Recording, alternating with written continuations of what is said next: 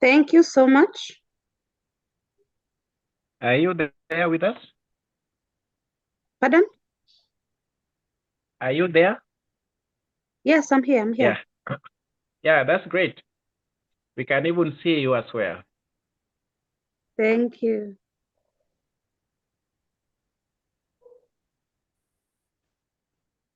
So we need some briefing because we have only 35 minutes. And I know majority of the nurses will be joining in as early as there are some nurses and members already trying to join. So we need to be brief as fast as possible.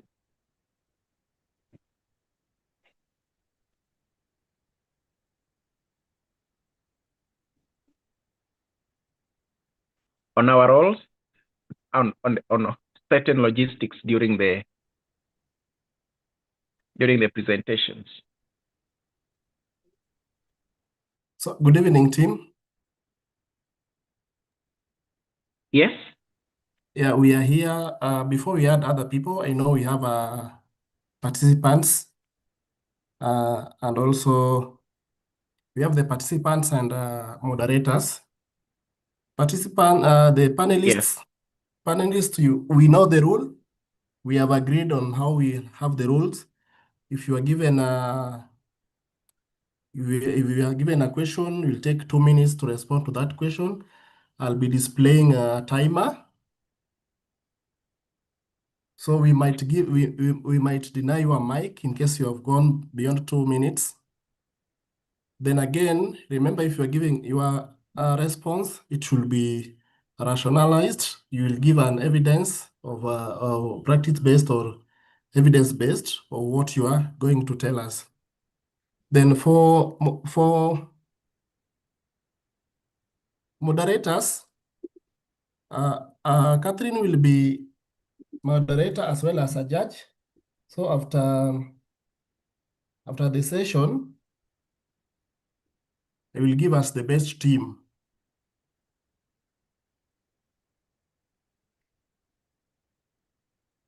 Jeff, is there anything to add? No, I'm just okay with that because I was worried about who are the judges, our IEBC team.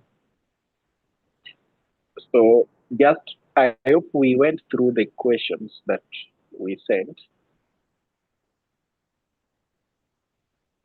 Did you share with the Catherine early enough? No, I didn't. I'm sorry, I didn't send because I didn't have Catherine's number. Oh, sorry.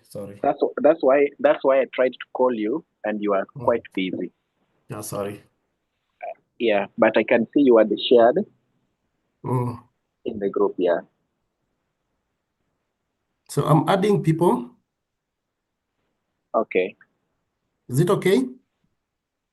Not yet. Okay. We need to do some dry run for 5 minutes. How you're going to do the introduction? Just remind us on what's supposed to be done. The sequence of events.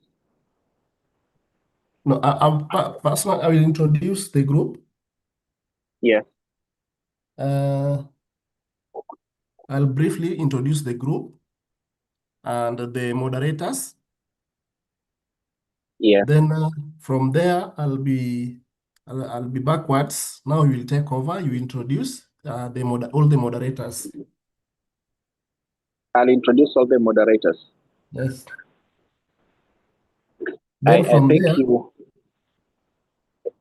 think? I think you've given what's supposed to be said in terms of introduction of all moderators. I've given you. I think the two of you are speaking about the panelists.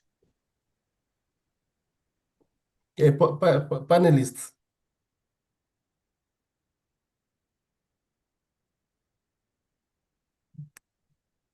Let me see.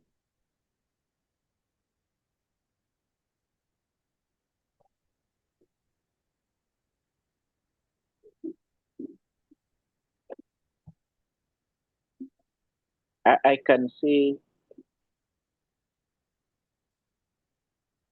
you've.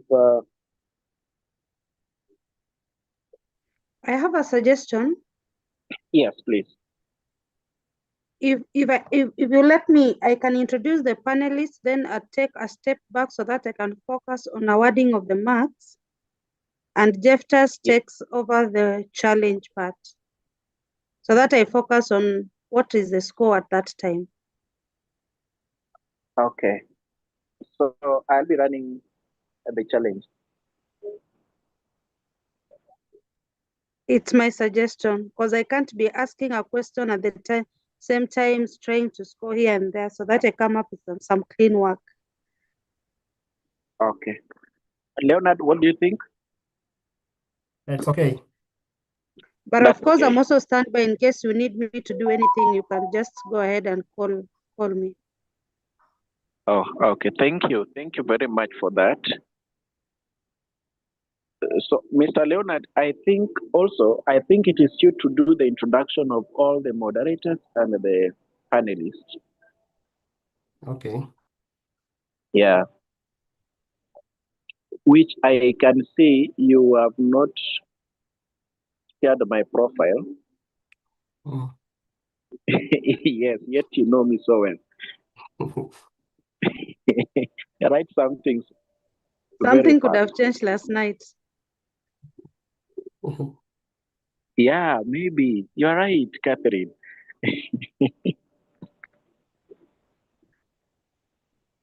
and just share the list, the groups, also the names of the groups. I share I've already, I think it is already in our WhatsApp group for you to follow up. Yeah, just a quick one. You said Kenech School of Kenech Nursing. School of Nursing, we have 5. Nursing, yes. Jacaranda Maternity and Family Hospital, we have 5. Maternity and Family Hospital. Yeah, it's commonly known as Jacaranda Maternity, but it's Jacaranda Maternity and Family Hospital. I've just checked a few minutes ago about the profile of Jacaranda. So 5. Yeah, then we also have the Nairobi Hospital. NH. We have 2. Yeah. The Nairobi. The Nairobi It's Hospital. called the Nairobi. Yes. Yeah, be very specific. It is the TNH. Nairobi Hospital. Okay, how many? We have 2. 2. Yes. Then last one. Yeah, we have the 3 groups participating. Others dropped. Others dropped. Yes.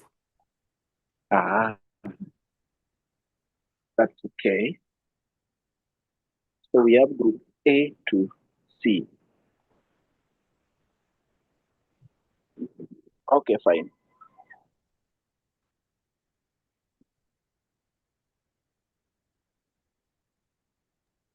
I have a weird suggestion. Yes. Since Jeftas already had questions for 5 groups, Yes. I was wondering if, just to make it a little bit more engaging for the audience, we can have the extra question thrown to the audience. Then the answer is written at the chat. The first person to give the answer, we give it to them. Okay. So all the last questions for group B shall be shared with the general audience, right? Yeah, just a suggestion. Although I don't know, is it going to waste some more time? No, we can ask, the questions can continue being responded to in the chat box. Okay. Yes. Yeah.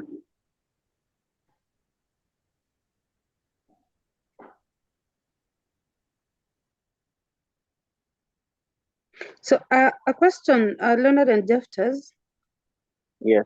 Now that we have the questions, and of course on our side we have the answers and we have the scoring, will the answers be given at the end as we give the as we say, the winning team?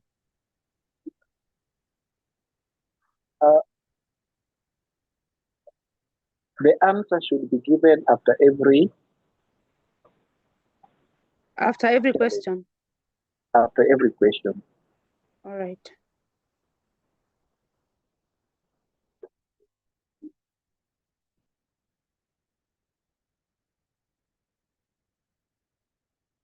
And who is going to be giving answers? Pardon? Now you have the answers right. You have the answers there with you. Yes, I do. Yeah, so please we'll be giving answers at the end of every question. What if we give so that we don't become class-based? We know the answers, the moderators. Then the panelists can now take that one as an take home. Exactly. Yes, exactly.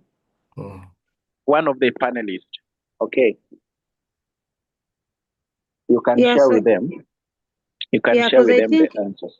Yeah, I think giving answers in the middle of the challenge can also be demoralizing for a team that has not gotten the first 2 questions. By the time we get to the third, they could be heartbroken. Okay, so what do we do with the panelists? I think we just go through. Then, as Mr. Leonard is saying, one of the team leaders can get maybe the printer, the soft copies as a take home for them to go and discuss. Of course, for all the questions. Okay. That works. So I'm admitting people. Okay, fine. We will start also at be checking 7:30. our phones. Yeah, kindly the moderators kindly make use of our phones. Maybe someone to confirm for me whether our YouTube channel is active.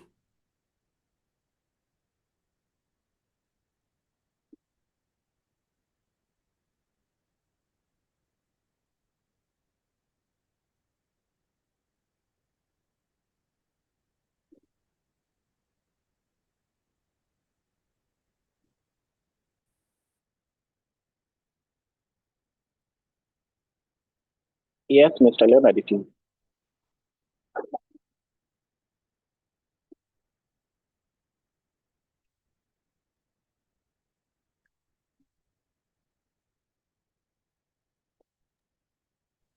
Panelists, I hope you have alerted your friends and colleagues to follow, because I want to start seeing them commenting or responding by the emojis. Yes, we have. Personally, I'm on duty and I've shared with the people that we are working with right now. And they are following keenly.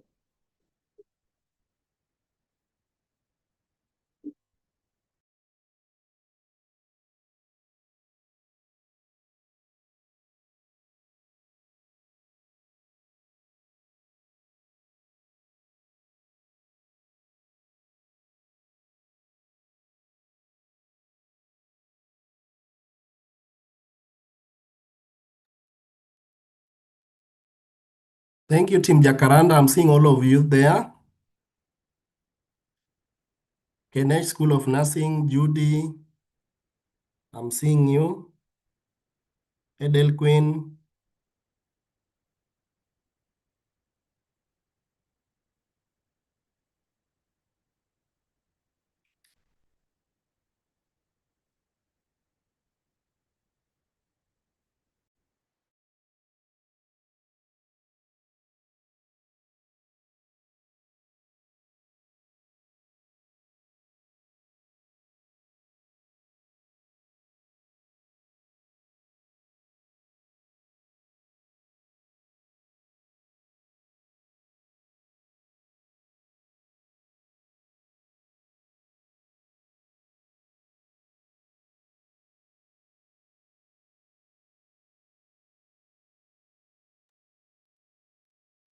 Thank you, Faith Mutisia. I'm seeing Machakos County well represented.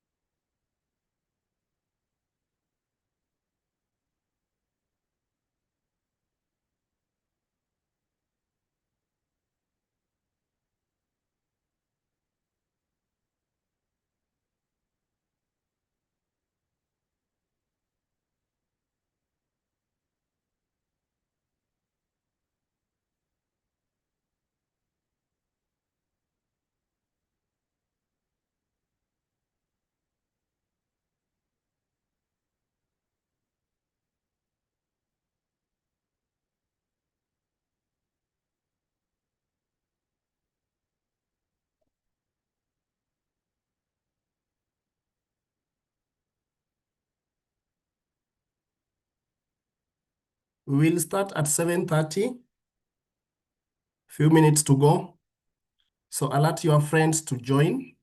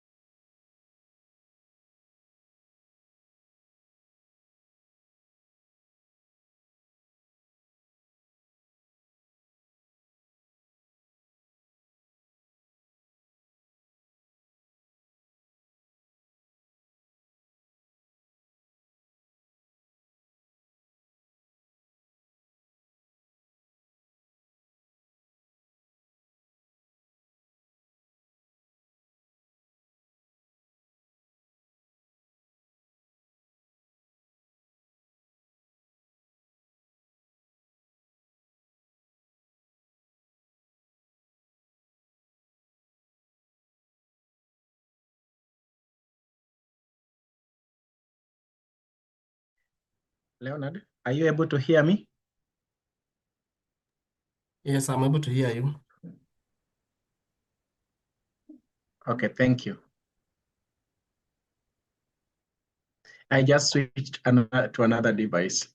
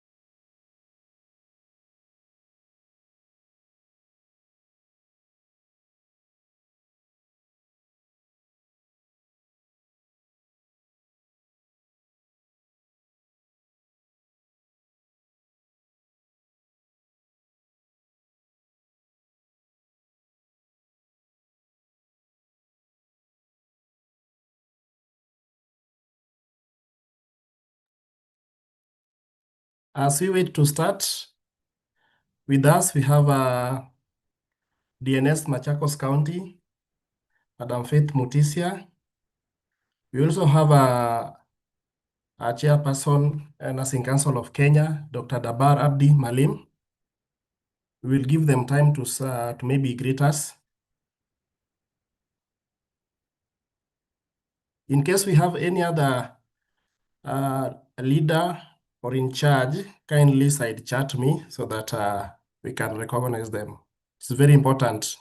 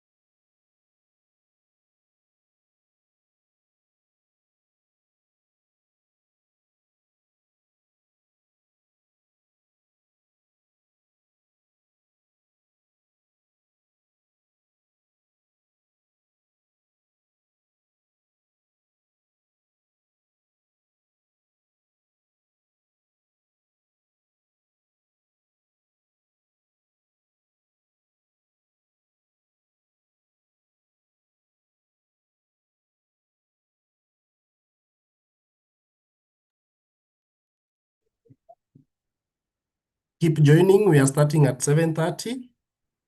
I also wanted to remind you that we have 3 teams. We have Jacaranda Maternity and Family Hospital, represented by 5 nurses and midwives. We also have a KNH School of Nursing,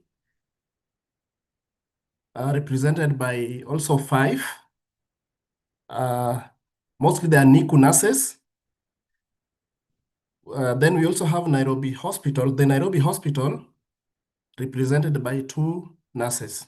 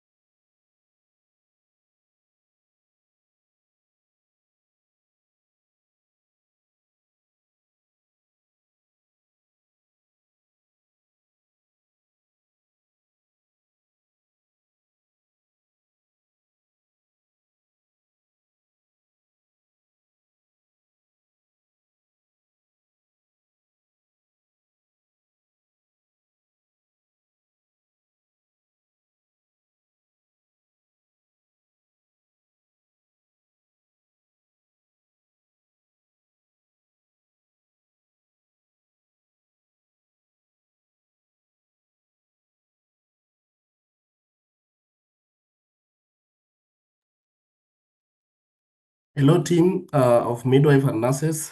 Just to remind you that we have 3 teams. The panelists, we have a KNH School of Nursing, represented by 5 people. We have Judy Achando Chwea, who is the team leader. We have Brenda Aoko Diambo. We have Edel Queen Akoth Olunya. We also have Goretti Adhiambo Kunya.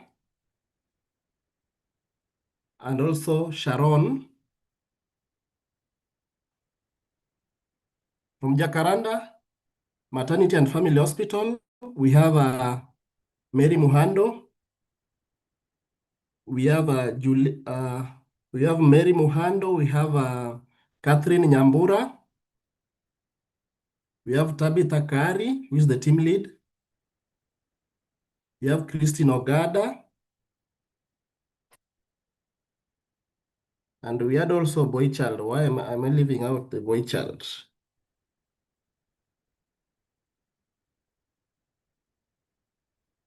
Someone by the name Abuya. I will confirm later. Then from Nairobi Hospital, we have 2. Julita Ajing. It's called Nyantika Abuya. Nyantika Abuya, thank you. We have from the Nairobi Hospital, we have Julita Ajing and Barbara Clara. Barbara Clara is the team leader.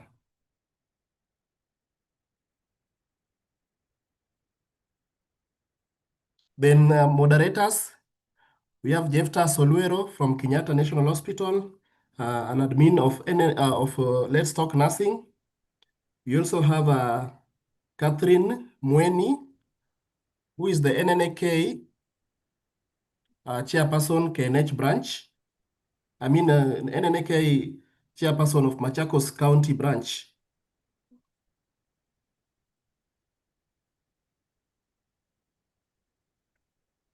We also have respected nurses.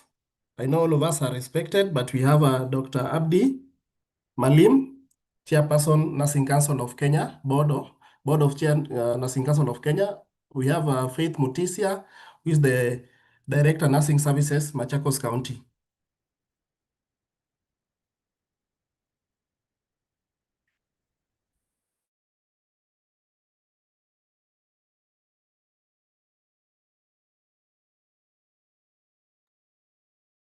Someone is saying that I didn't introduce myself. My name is Leonard Otieno, Let's Talk Nursing founder. We have a visitor from United States representing Nursing in Charge organization. I will give her time to talk later.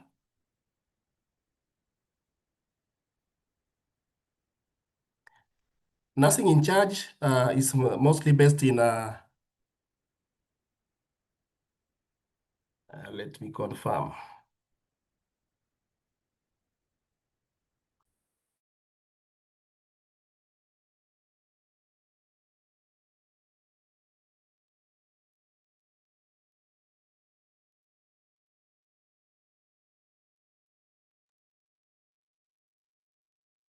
We have Humphrey Nkonge. Humphrey is the director, Passcode.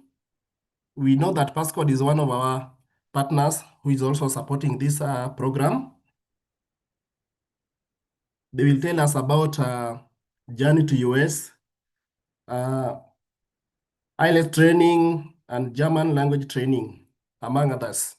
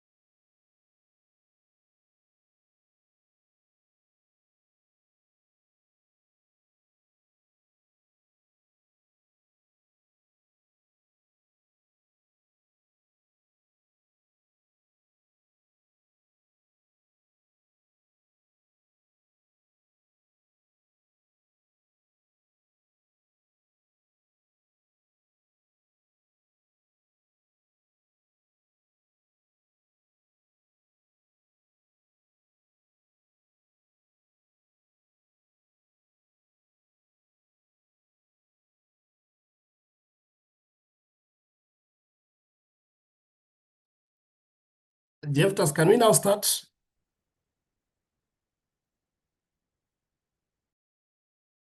Yes, we can.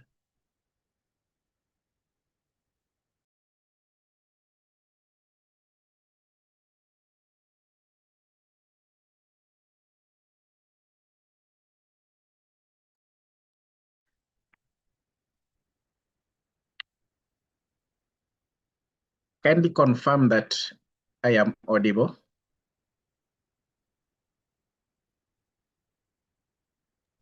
Yes, we are getting you clearly. Right. Thank you. Thank you, Mr. Leonard, the founder of Let's Talk Nursing. My name is Mr. Olwero Jeftas. I'm a registered nurse at Kenyatta National Hospital, and I'm a bedside nurse. Distinguished guests, our respective leaders, colleagues, and fellow nurses in the house, good afternoon. Good afternoon. Thank you. Good afternoon. Thank you. Throughout the process, I'll be your moderator for today's National Nurses Challenge 2025. It is with great honor, pride, and deep sense of Thank you, Mr. Leonard. It is with great honor, pride, and deep sense of professional responsibility that I welcome you all to this National Nurses Challenge 2025, dated 23rd, that will start exactly at 7:30 p.m. and will end at exactly 9:30 p.m. Today, it's not just a competition, but it's a celebration of our nursing excellence, clinical judgment, patient safety, teamwork, and leadership in nursing. And we are privileged to host outstanding nursing teams from the 3 respected institutions in Kenya.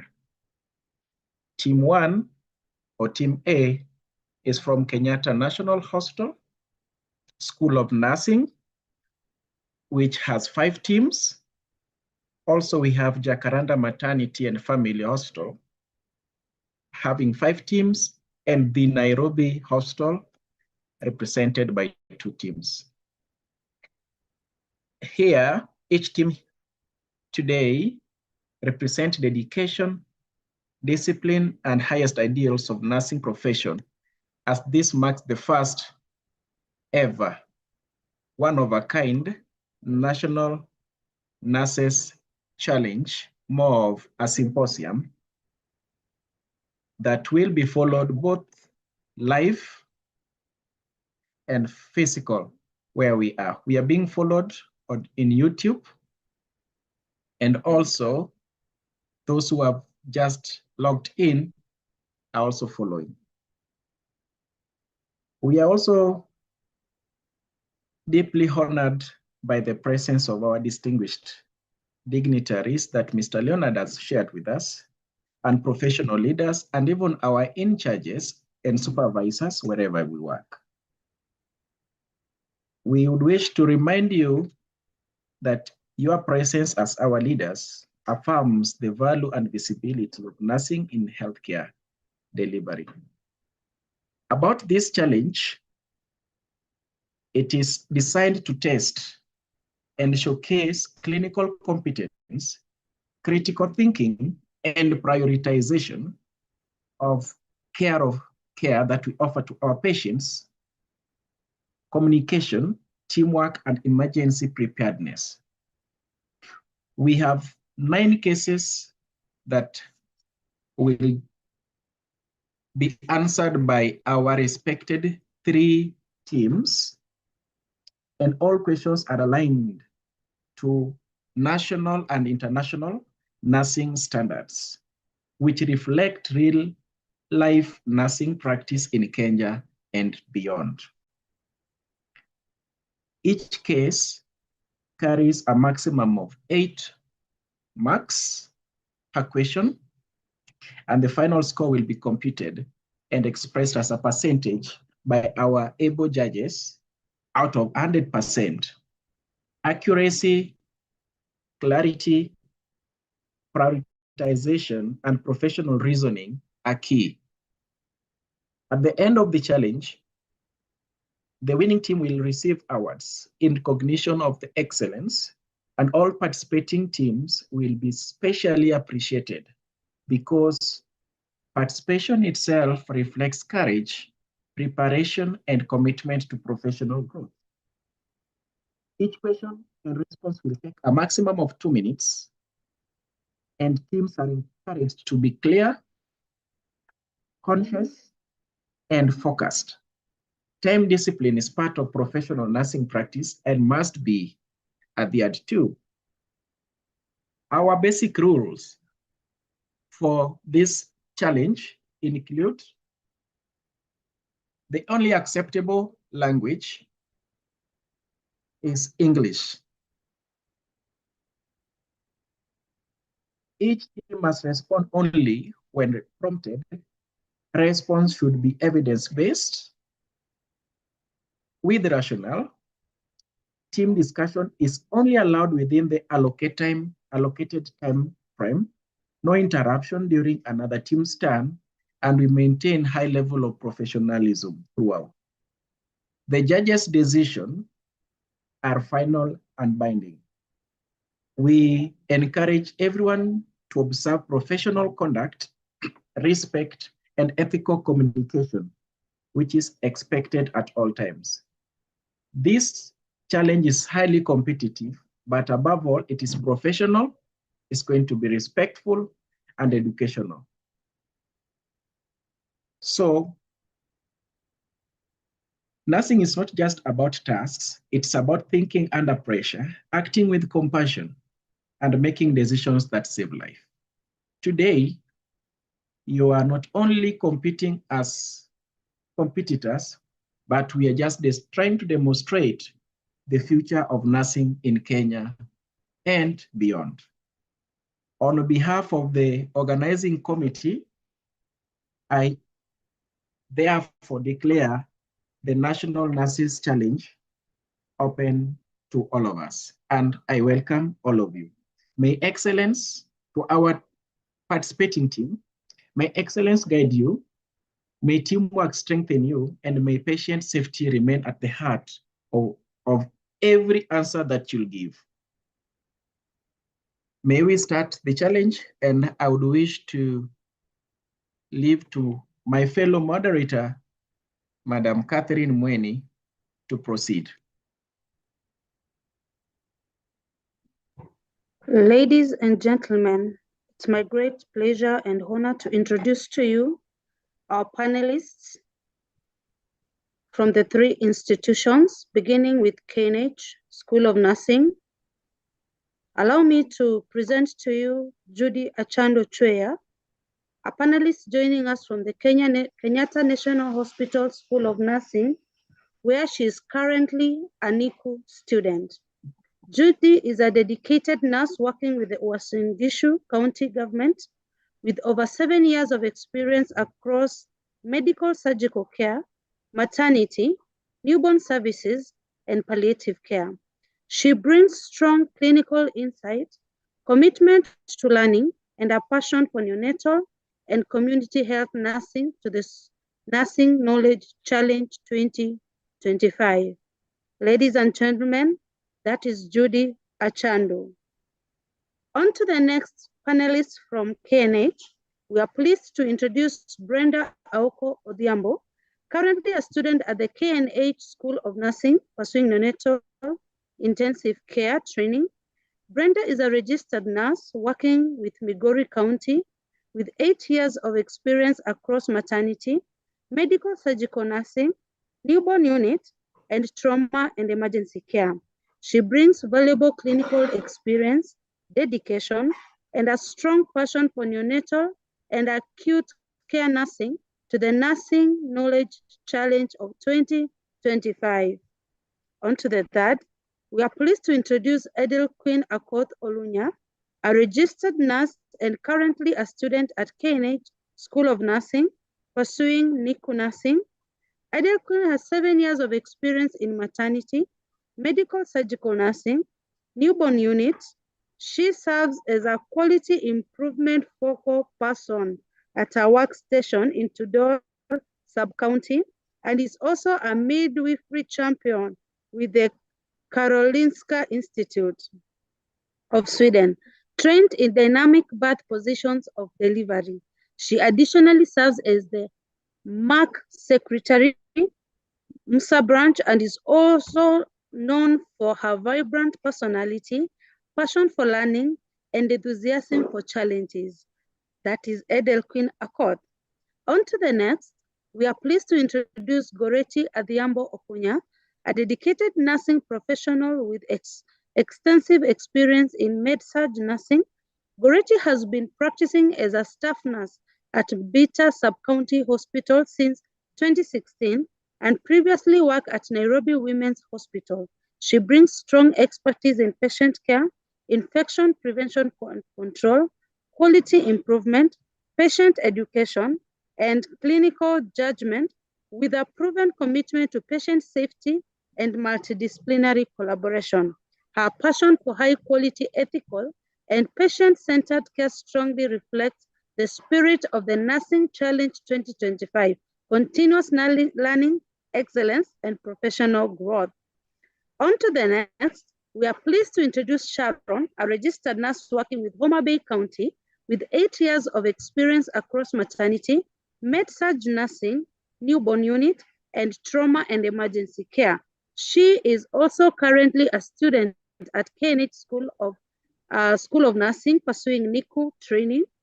Sharon brings strong clinical experience, dedication, and passion for neonatal and acute nursing to the Nursing Knowledge Challenge of 2025.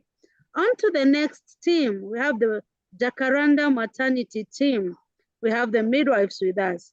Number one, we are going to introduce Mary Muhando, a dedicated nursing professional working at Jacaranda maternity. Mary has extensive experience in maternity, and maternal child health services with strong skills in clinical leadership, patient-centered care, and team coordination with high-pressure healthcare environment. She is passionate about upholding high standards of care, promoting professional decorum, and fostering effective multidisciplinary collaboration. Please join us in welcoming Mary Muhando. Number 2, we are pleased to introduce Catherine Nyambura, a Kenya-registered community health nurse and a practicing nurse at Jacaranda Maternity Hospital. Catherine is highly passionate about professional nursing care and is deeply committed to improving the quality of life of every individual that she serves. Her dedication and compassion reflect the true spirit of the nursing excellence. On number 3, allow us to introduce Tabitha Kari, a nurse midwife working at Jacaranda Maternity. Tabitha is passionate about ensuring the delivery of high quality, compassionate care to every patient she serves. Her commitment to safe maternity services and patient-centered practice reflects her dedication to nursing excellence. Number 4, allow us to introduce Christine Ogada, a nurse midwife at Jacaranda Maternity, who is passionate about quality care, patient satisfaction, and leadership. She's also committed to delivering compassionate, client-centered maternity services.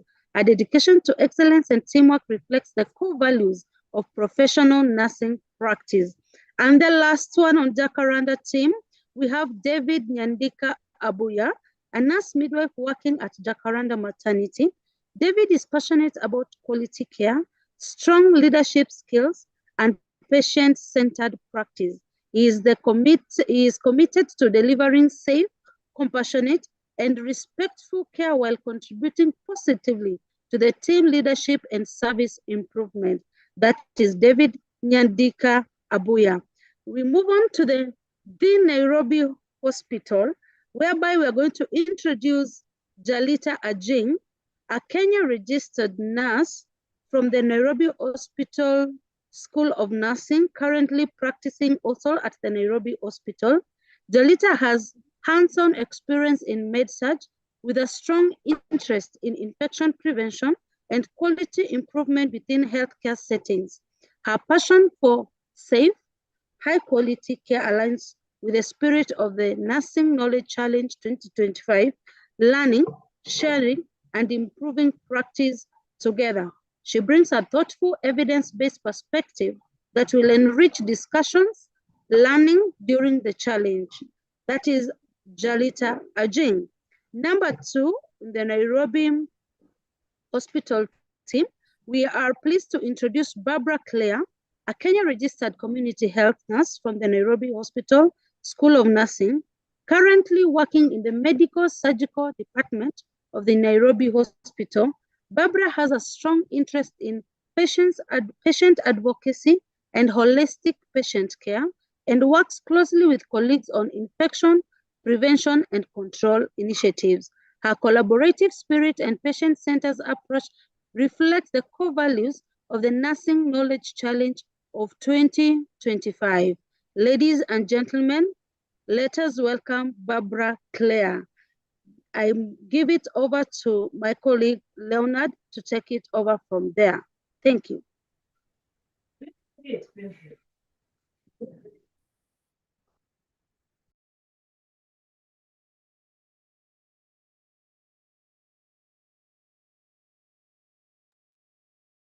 Thank you very much, Catherine, for the introduction. Allow me to tell you about Let's Talk Nursing. And for the presenters, all the panelists, we need to see you, please. It is part of the game, I think you are told.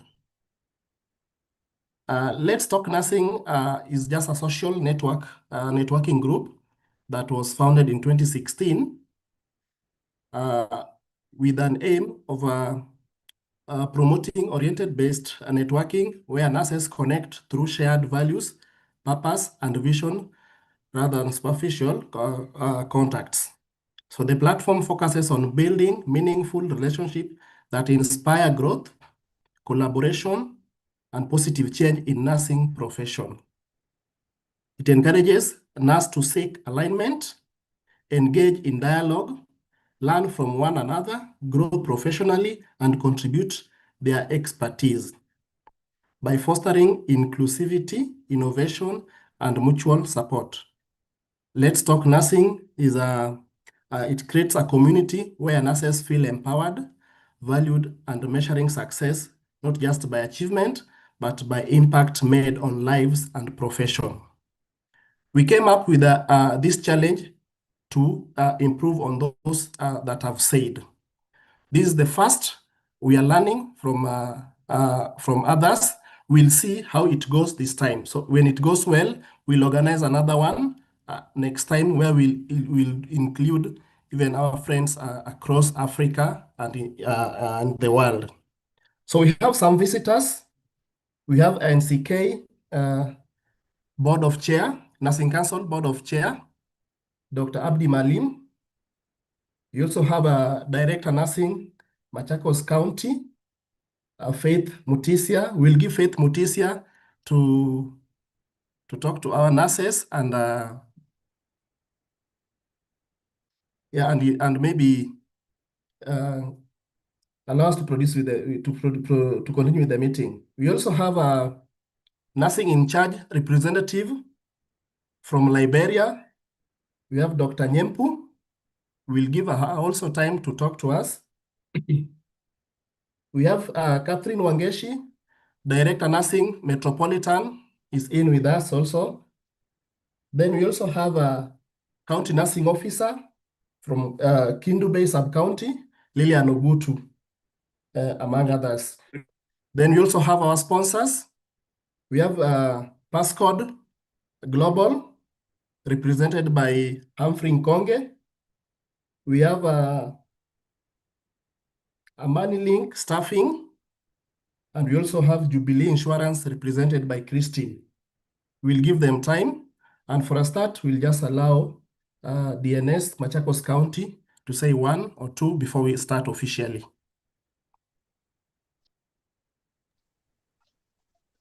Good evening, team of nurses. Thank you very much, Mr. Leonard, for recognizing me. I'm happy to be in this activity. I'm really eager to know all about Let's Talk Nursing and learn more from my colleagues.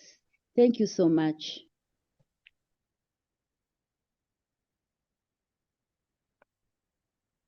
Thank you. Jeftas, you can start us off because of time. Thank you, Mr. Leonard. That was quite a very elaborate introduction. Now, ladies and gentlemen,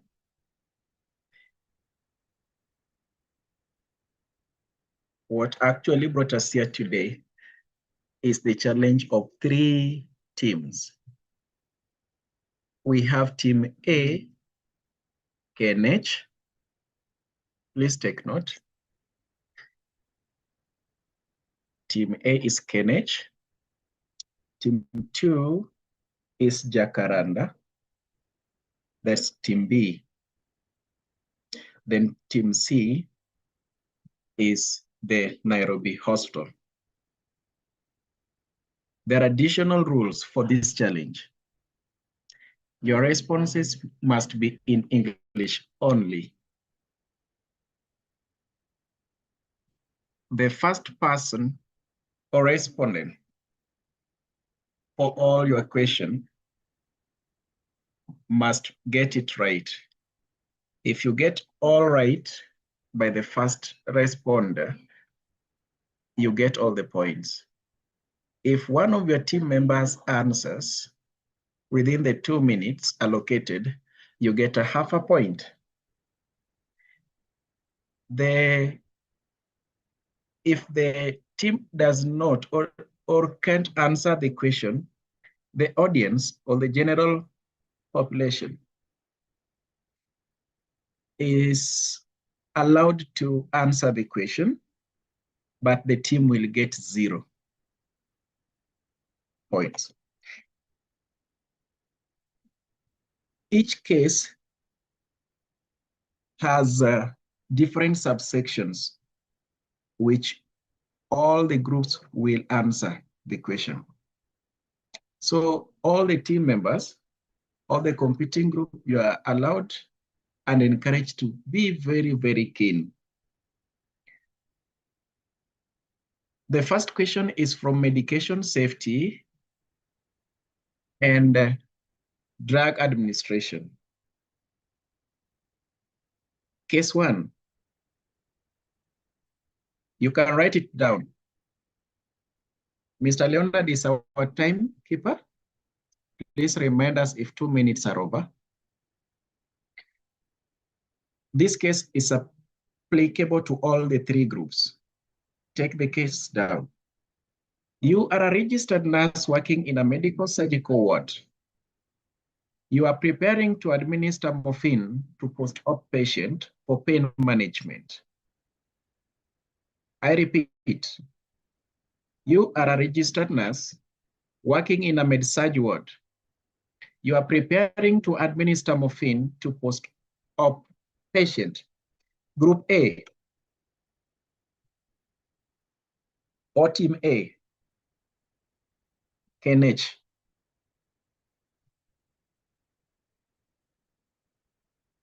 The question is, apart from the 5 rights of medication administration, the right dose, right route, right drug, right patient, what is the most effective additional nursing action to reduce medication errors, especially when administering high alert or addictive drugs?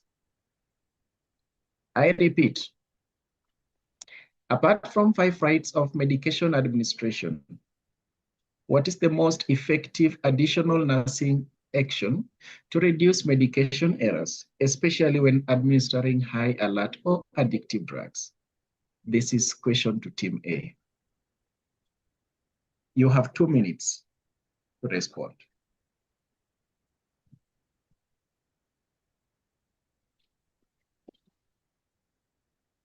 If ready, you just continue speaking.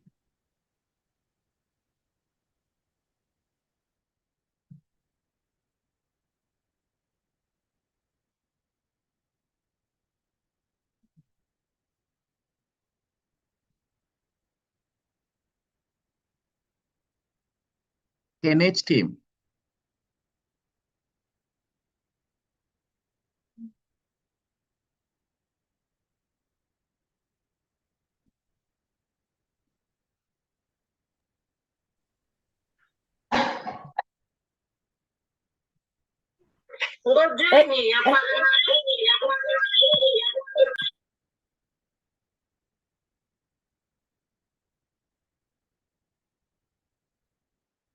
Please, we are not able to hear you, but we can see you are speaking.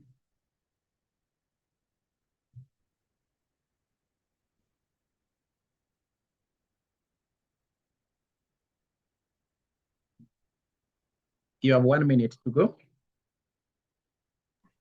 Hello. Yes. Okay. Adhiambo Okunya, answering question 1 on behalf of KNH. Okay. Yes, Any you. other additional information that you're supposed to do? Number 1 is checking and recounter checking with a second nurse to confirm the right dosage and the right prescription. Number 2, we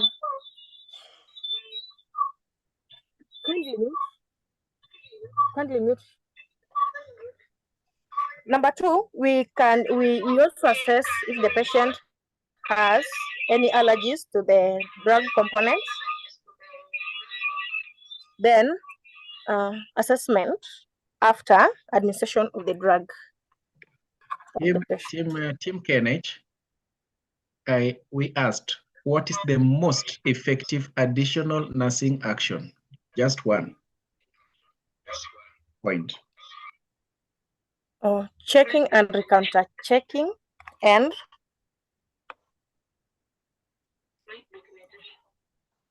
Okay, thank you. From the other team or the participant?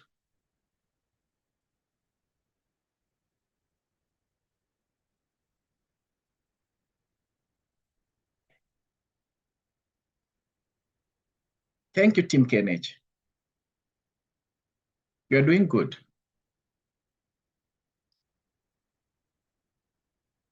Participants?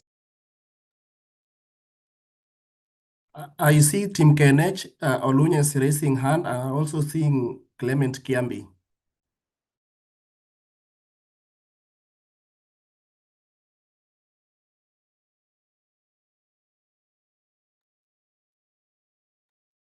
Hello, Jeftas. Can you hear me? For Team KNH, we have an additional point.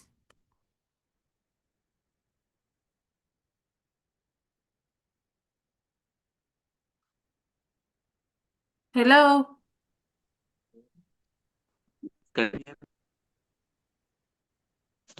Yes, can you hear Proceed, me? we are getting you, proceed. I was on the part of assessment, as my team member had said, on high alert medications, you never know what might come by, so you must always have an antidote standby. Naloxone should be on standby such that when a side effect occurs, because it is a high alert medication, you can act swiftly and promptly so that the side effect does not put the patient or deteriorate the patient more. Back to you.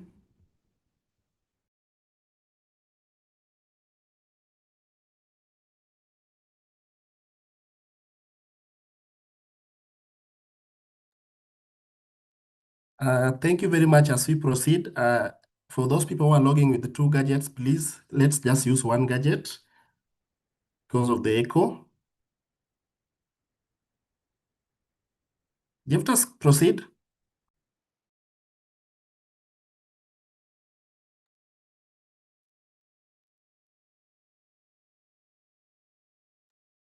As we wait for Jeftas, we have also Catherine Mweni, NNK chairperson from Machakos, who is also moderating as well as judging, taking care of the judges. Kiambi, you had something to say before Catherine gets in. Yes, good evening, all of us. My name is Clement Kiambi from Makueni County, lecturer at KMTC Makindu. Well, I wanted to add in addition to what my colleagues have just contributed to, I want to say that it is also good to check the prescription. Check what dosage has been prescribed. That is key. I know you've said apart from the 5 R's, but again, just double check. Sometimes errors happen. Thank you.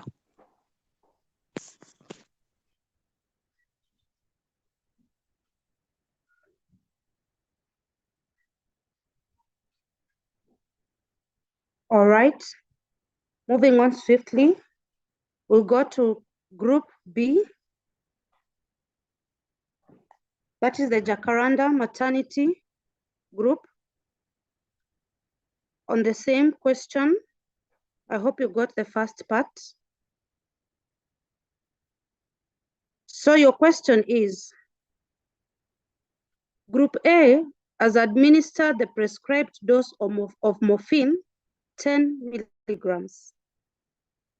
10 minutes later, the patient continues to complain of severe pain and requests for an additional dose. I will repeat. Group A has administered the 10 milligrams of morphine that has been prescribed. 10 minutes later, the patient continues to complain of severe pain and requests an additional dose. Question: what is the best nursing response to the patient's concern? What is the best nursing response to the patient's concern? Your 2 minutes starts now.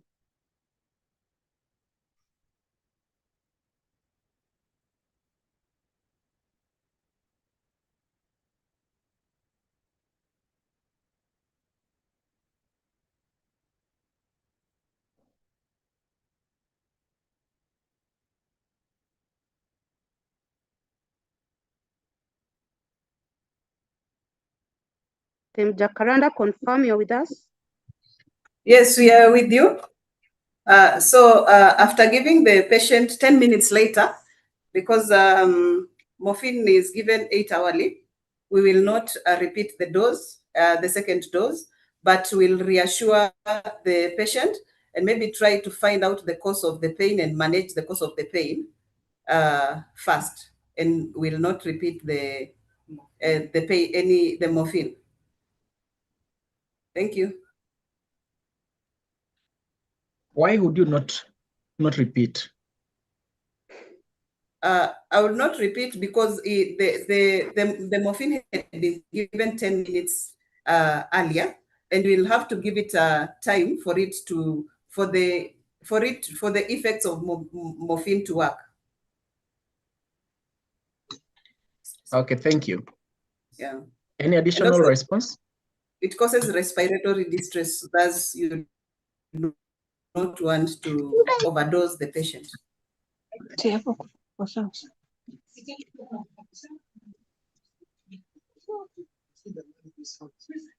So we are asking ourselves, will you leave the patient to continue being in severe pain? You will not. That is why you said you reassess the patient, reassure, and maybe find out what is the main cause of the pain before you repeat any pain medication. Okay. Mr. Leonard, 2 minutes are over. Yes, 2 minutes, 9 seconds. Okay, thank you. A response from the general? No.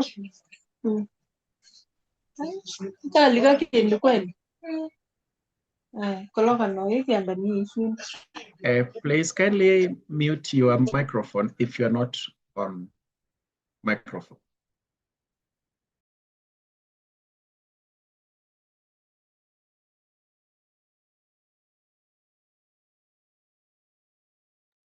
Edel Queen, your hand is up.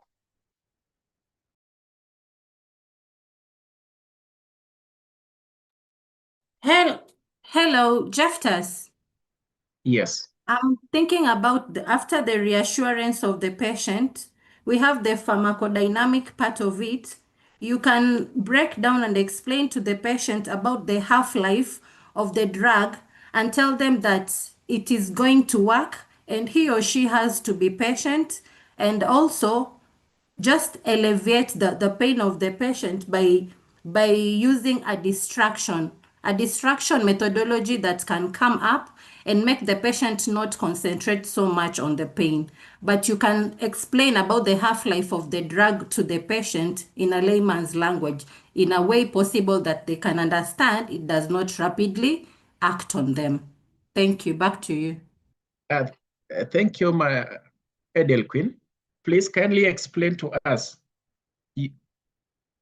how will you explain to the patient in layman language with an example?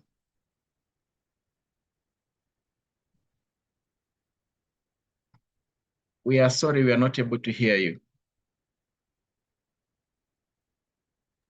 Can you hear me now? Yes. I'm going to, for example, it's patient A. I'm going to tell my patient, I've given you the morphine drug and it is a strong analgesic. Its half-life is about, it's going to be about 2 to 4 hours in people who have normal kidney functions, normal liver functions. Kindly be patient as we await for the drug to take effect on your body. If we give you more drugs, it might cause toxicity to your body and it will not be good. So we can find a way that we can use maybe positions that can make the patient pain subside. We can use distraction. You can stay with the patient and listen to them, talk to them over even maybe social issues one-on-one. Thank you, Edelphin. It can work. Thank you. Back to you. Thank you. Thank you for the additional answers. Group C.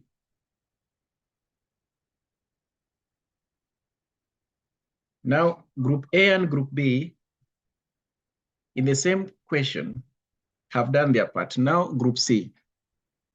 State the possible routes of administration of morphine, and for each route, name any 4 anatomical injection sites for morphine, and before administering morphine, considering it is a dangerous drug act or a DDA medication, how should the drug be handled? I repeat, state the possible routes of administration of morphine. Number 2, for each route, name at least 4 anatomical injection sites for morphine. And before administering morphine, considering it is a DDA medication, how should the drug be handled? Your 2-minute start.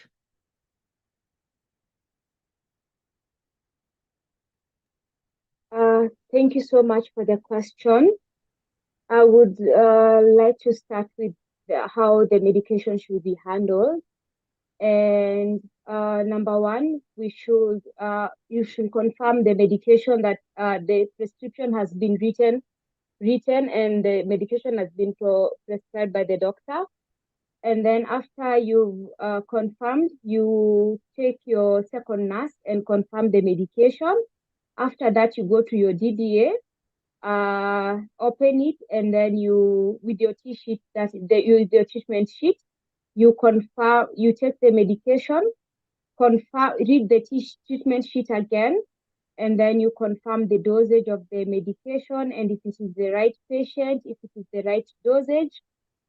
Your patient should already is in pain, you've assessed the pain, you go to the patient, and then you, with yourself and the second nurse, you confirm and identify the patient with 3 identifiers, and then you give, you administer the drug, that is the morphine 10 mg, as per the route that has been written according to the treatment sheet. So for the routes that you can administer morphine, we have, you can administer IM morphine, subcutaneous morphine, or oral morphine. I can allow my colleague Barbara to take us through the different sites of administration.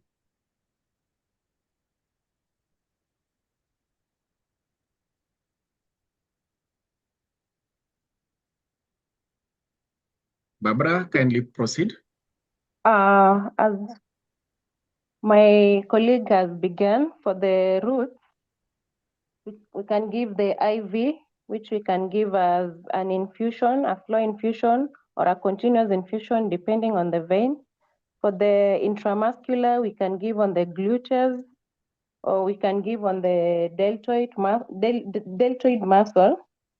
Then the oral one, as per the doctor's prescription dose, we give the patient and explain to the patient, then the patient drinks orally. Yeah.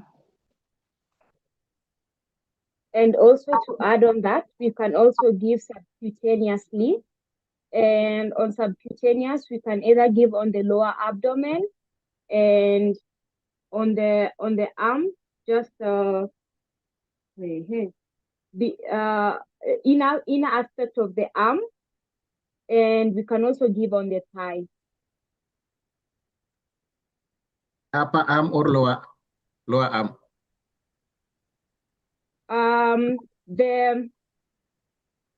The inner aspect of the upper arm, where there is subcutaneous part. Okay. So 2 minutes are over. Any response from the general audience?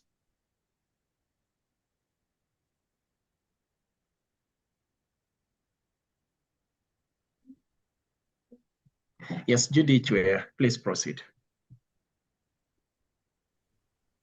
Okay, as my colleagues have said, you can administer morphine through intramuscular injection, subcutaneous, and intravenous. So in the subcutaneous, you can administer in the anterior abdominal wall, the anterior upper thigh, or the posterior upper arm. Okay, Chwe, are you a group member of Group C or you are a participant? I'm a participant from Group A. Okay, thank you.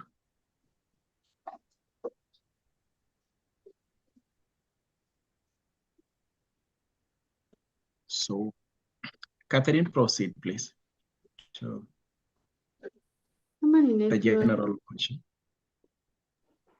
I will welcome our leader, Let's Talk Nursing, to invite one of the dignitaries to talk to us.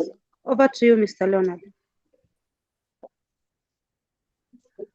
Thank you very much, Catherine and Jeftas, for that session. We are now going to take 5 minutes or less to invite some of our partners. I said that we have Jubilee Insurance, we have Passcode, and we also have a MoneyLink staffing. So we'll start with Jubilee Insurance. We are going to give you 3 minutes or less than 5 minutes to say something. Then we'll take Jeftas will take over again.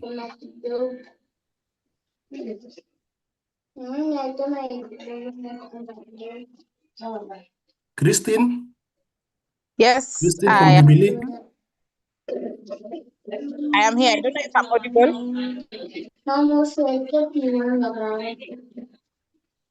You can hear me?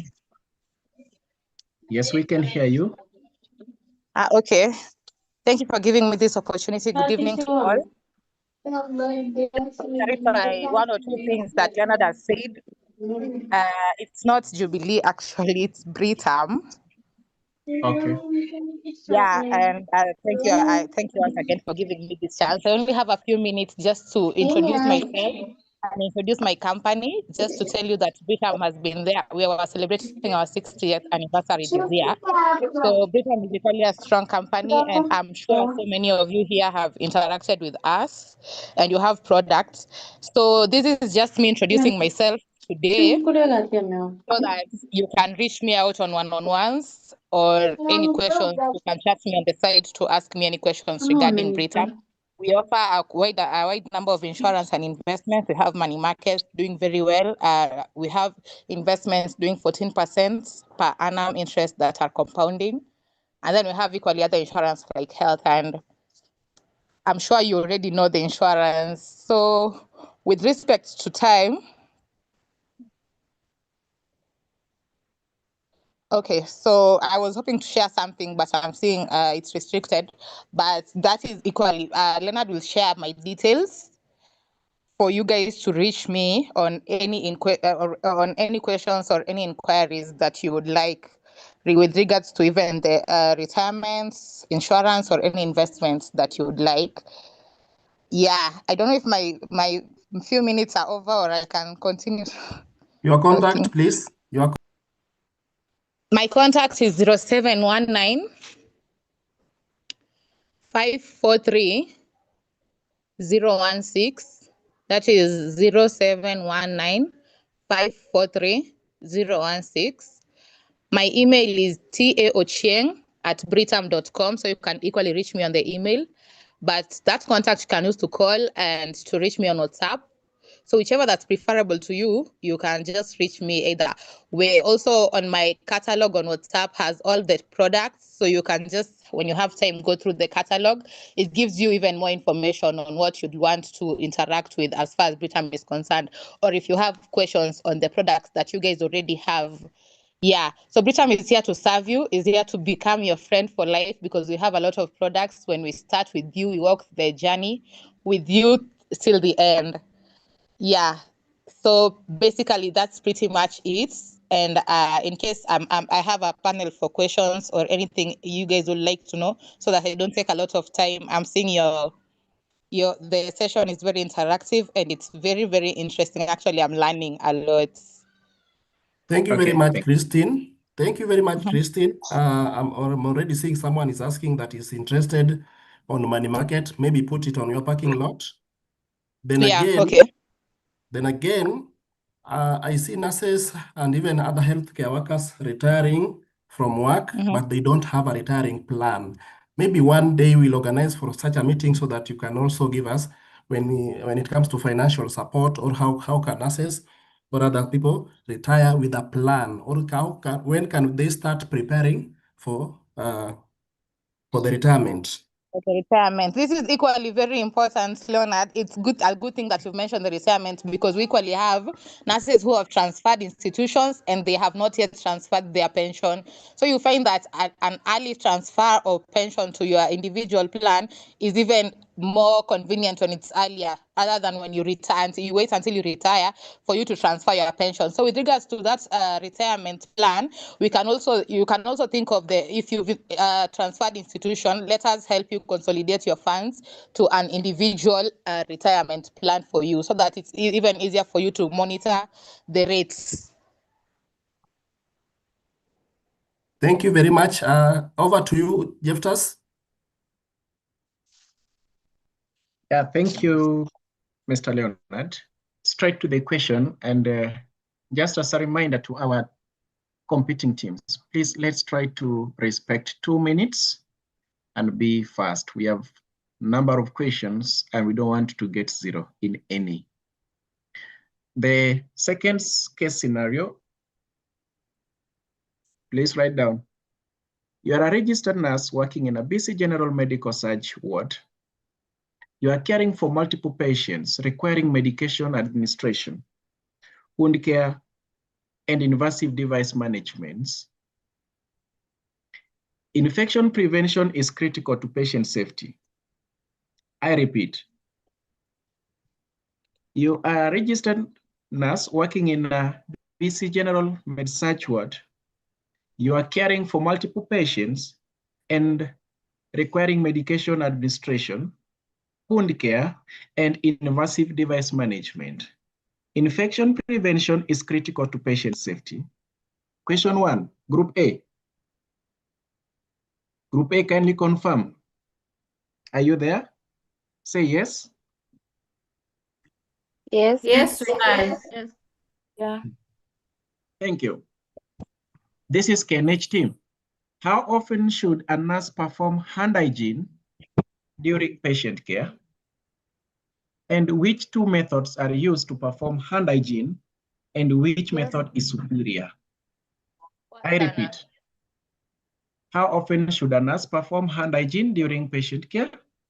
And which two methods are used to perform hand hygiene, and which method is superior? Please, your 2 minutes starts.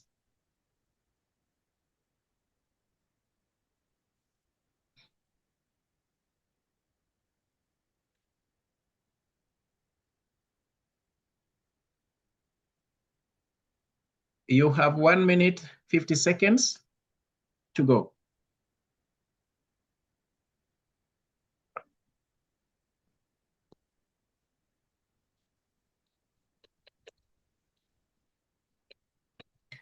KNH team, please start.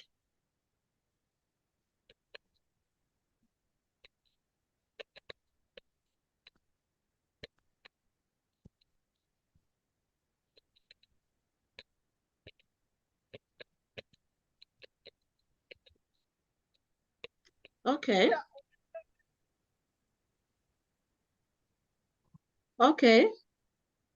So the number of times that we wash our hands before touching the patient, before aseptic or clean procedure, after touching patient.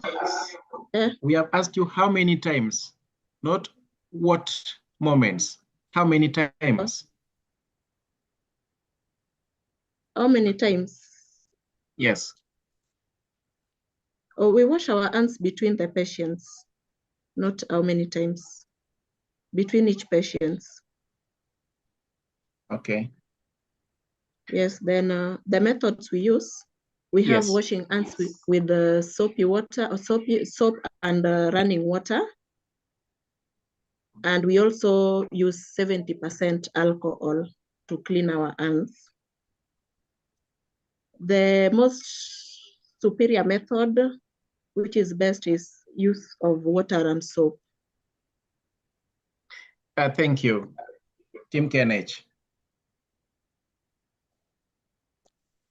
Catherine, please proceed to the second question. We'd wish to see reactions for Team KNH. We are 100 plus nurses. Reactions for Team KNH. Oh, thank you. All right. Group B. List the 5 moments of hand hygiene according to WHO guidelines. I repeat, list the 5 moments of hand hygiene according to WHO guidelines. Your 2 minutes starts now.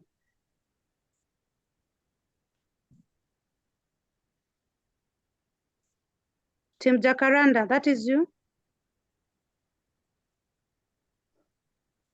Good evening. The 5 moments of hand hygiene include before you touch a patient, before you perform any surgical procedure or any other procedure, after touching the patient, after getting into contact with the patient's bodily fluids, and after leaving the patient environment. Back to you.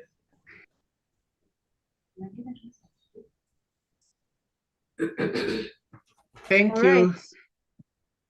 Thank you, Team Jacaranda. That is Group B. Jefters. Team B, Nairobi Hospital. Team C. How long should hand hygiene take when using alcohol-based hand sanitizer and when using soap and running water? As stated by Team A, how many steps are involved in proper hand hygiene? And please, or kindly mention them. I repeat, how long should hand hygiene take when using alcohol-based hand sanitizer, soap, and running water? And how many steps are involved in proper hand hygiene? And please mention them. Thank you very much for the question. I would like to answer. When using soap and running water or sanitizer, you should not take less than 20 seconds. So when you wash your hands, it needs to be 20 seconds and above. And when you're using a hand sanitizer, make sure that the hand sanitizer you're using is enough to cover all the parts of your hands, and that while using the steps, when following the steps, like the hand sanitizer doesn't dry off before you finish. Wait, point of interjection. Alcohol-based hand sanitizer, how many seconds? 20 seconds and above. And soap and water? 20 seconds and above. Okay, please proceed. So I'll take you through the steps of hand hygiene. I can demonstrate as I say it's easier, and it's also a learning process. So yes.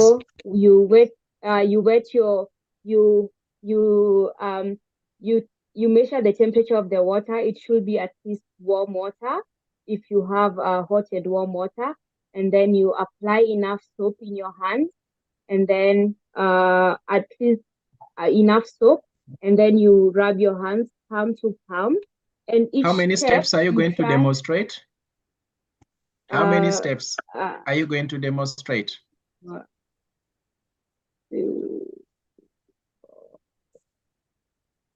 6 steps. Okay, proceed. So you wet your arms. So you go palm to palm, and it should be 5 times palm to palm.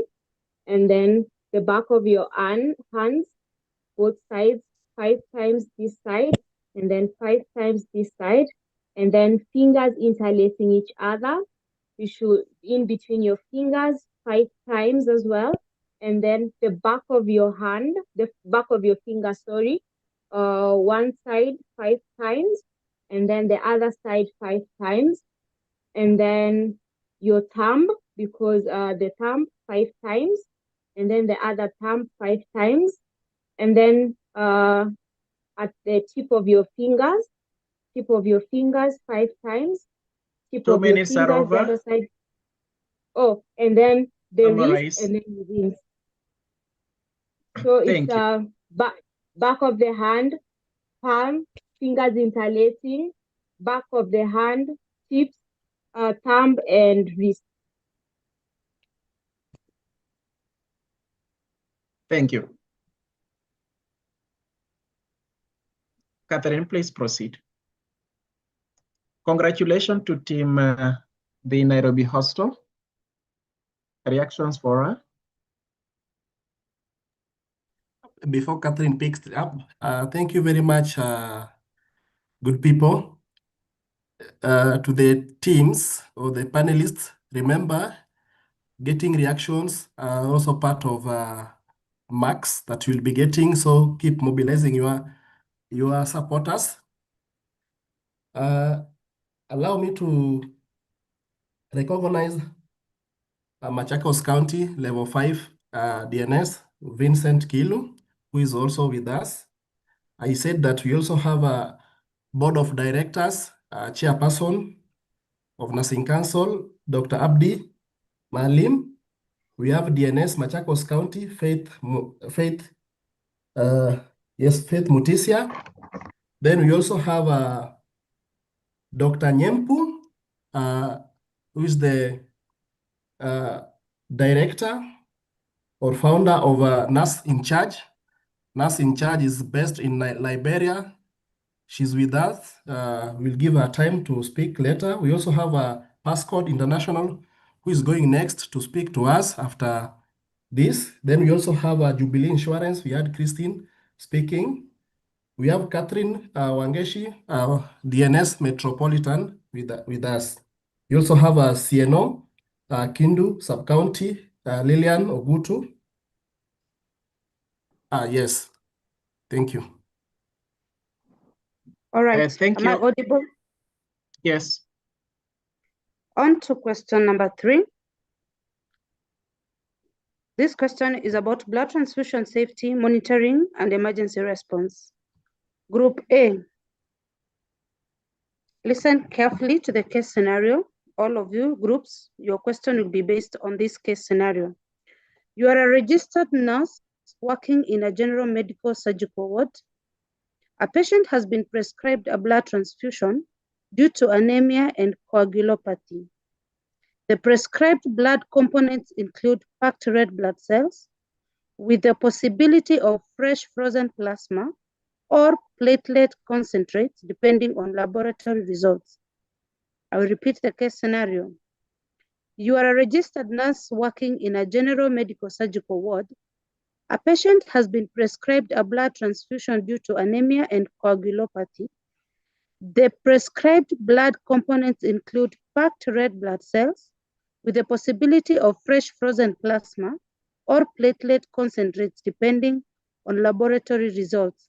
You are responsible for preparing, initiating, monitoring, and responding to any complications during the transfusion. Group A, question. Identify 4 blood components commonly transfused in clinical practice and state 1 indication for each. Write this. Identify 4 blood components commonly transfused in clinical practice and state 1 indication for each. Also write this question, you have 2 in 1. What IV cannula gauge is recommended for blood transfusion, and what type of transfusion set must be used. I repeat, what IV cannula gauge is recommended for blood transfusion, and what type of transfusion set must be used. Group A, Team KNH, your 2 minutes begins now.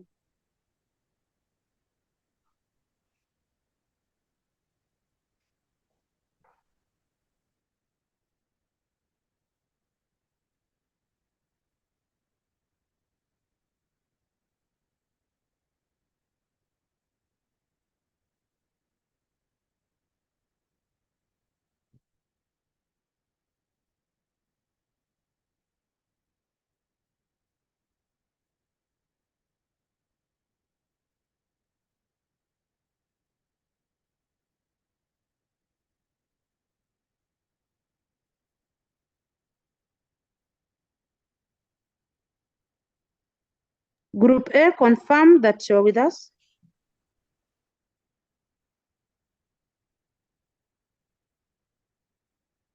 We are with you.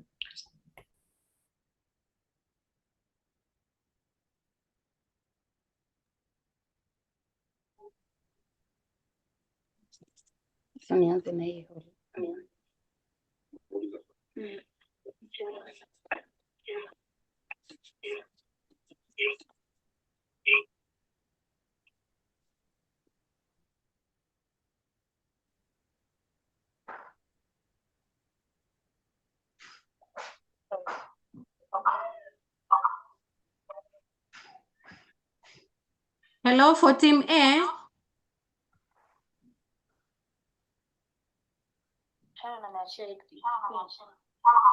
Hello for Team A. Am I audible? Yes, Go you have ahead, 1 yes. minute. These days we encourage component therapy. It is very much preferred. So for the first one, we can have packed red cells. Indication of using packed red cells we can use for patients with anemia or with low HB. We have platelet transfusion. It contains only platelets. We can do it for patients who have thrombocytopenia or those who have leukemia or chemotherapy patients. We have the fresh frozen plasma, which contains clotting factors, mostly used in patients with liver disease, those with clotting factor deficiencies, especially conditions like DIC that we usually experience in maternities when mothers have had postpartum hemorrhage. And yeah. And then another one we have, but it's not usually common, granulocyte transfusion, whereby patients are transfused with white blood cells, those with severe infections and have very low WBC count, like those HIV exposed patients who have gone into AIDS and got the complication of AIDS. For question number 2, the type of cannula gauge that we usually use the large bore cannula, preferably size 18, the green cannulas. So you have to assess even the vein of the patient. It is not necessarily gauge 18. Some patients have small sized veins. You cannot want to cause trauma to the patient. And for the last question about the giving set, we should use blood giving sets that have a filter in the chamber. Ensure it has a filter, cross-check it before administration. Check even the expiry date before tearing the blood giving set. Thank you. Back to you, Mr. Jeftas. Thank you. Group B, question.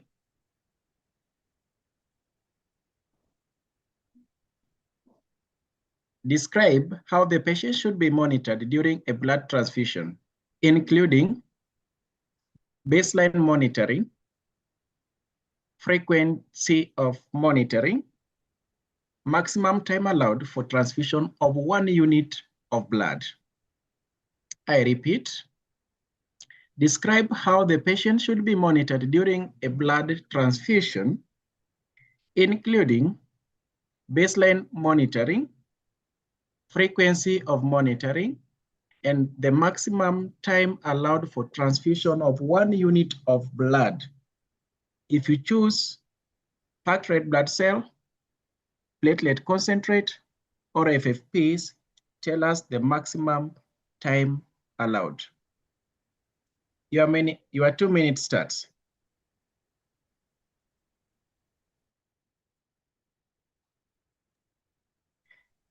The Jacaranda and the Family Hospital. Time is yours. Yes, good evening. I'm tackling this question of describing the transfusion. And baseline, the first place, you should make sure you have assembled your equipment and the blood is ready. And first, you have to explain the procedure to the patient, and then they have consented for the procedure, and then take the baseline vital signs. And then after the baseline vital signs, and you have set up your equipment, take another vital sign, a set of vital signs, and then you begin the procedure of transfusing blood. Take the first 15 minutes and then take vital signs again as you observe for any reaction. You observe how the patient is absorbing the blood, check the cannula, whether it's still okay. And then in the next 45 minutes, you also take another set of vital signs.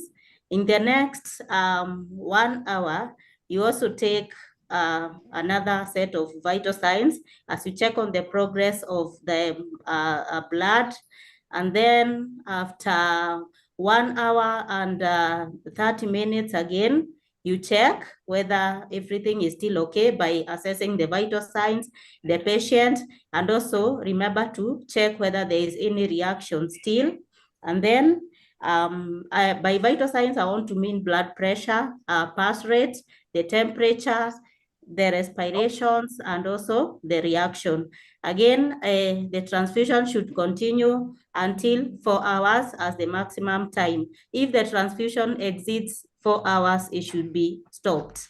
Or if the patient develops any reaction, maybe hemolytic, maybe things like fever, the reaction should be, the transfusion should be stopped immediately. And then after that, you infuse normal saline. Which component of blood should take 4 hours? All the 4 components, okay, whole blood, sorry, it's what is the one that should take 4 hours. Okay, and the packed red blood cells, how many hours? Of 4 hours to 4.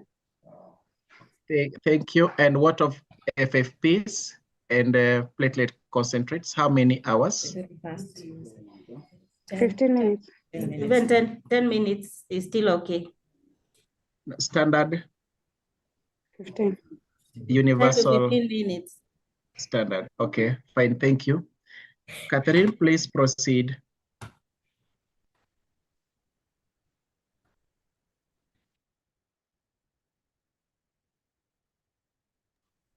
Okay, we are going to the Nairobi Hospital, which is Group C.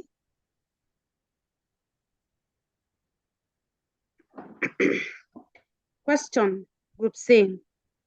Which IV fluids are compatible with blood transfusion and which are contraindicated?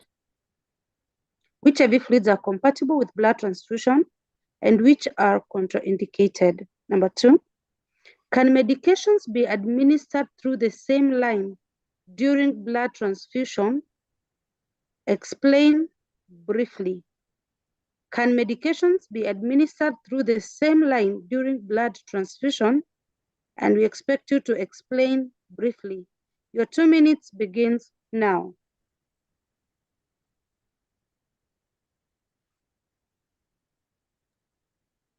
For the compatible fluids, it's only the normal saline, the sodium chloride, the 9% that is only compatible with blood.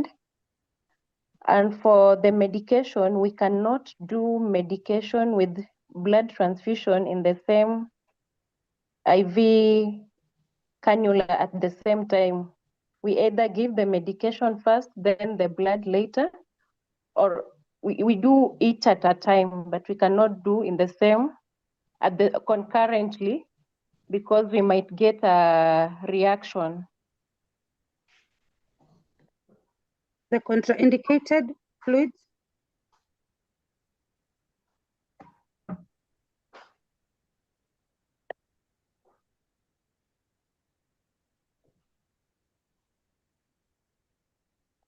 Barbara or any of your teammates?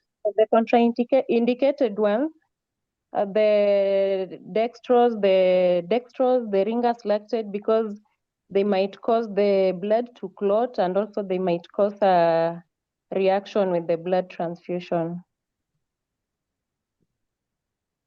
Unless we are giving it separately in another cannula, but on the same, they might cause a reaction and a clotting.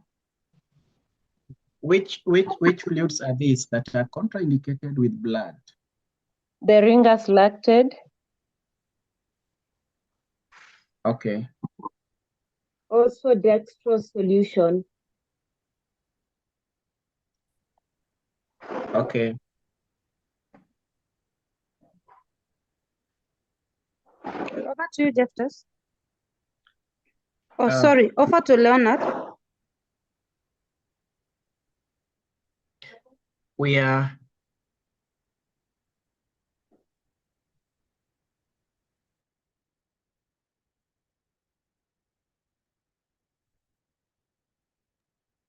Thank you very much, Jeftas and Catherine, for that session. Okay. Allow me to recognize Halima Adan, who is also with us. Halima Adan is a senior technical advisor, health policy and systems strengthening at a Reproductive Health Network, Kenya. So now this session we are giving to Passcode Global, represented by Humphrey Nkonge, who will take over. Humphrey, I've given you 3 to 7 minutes. Okay.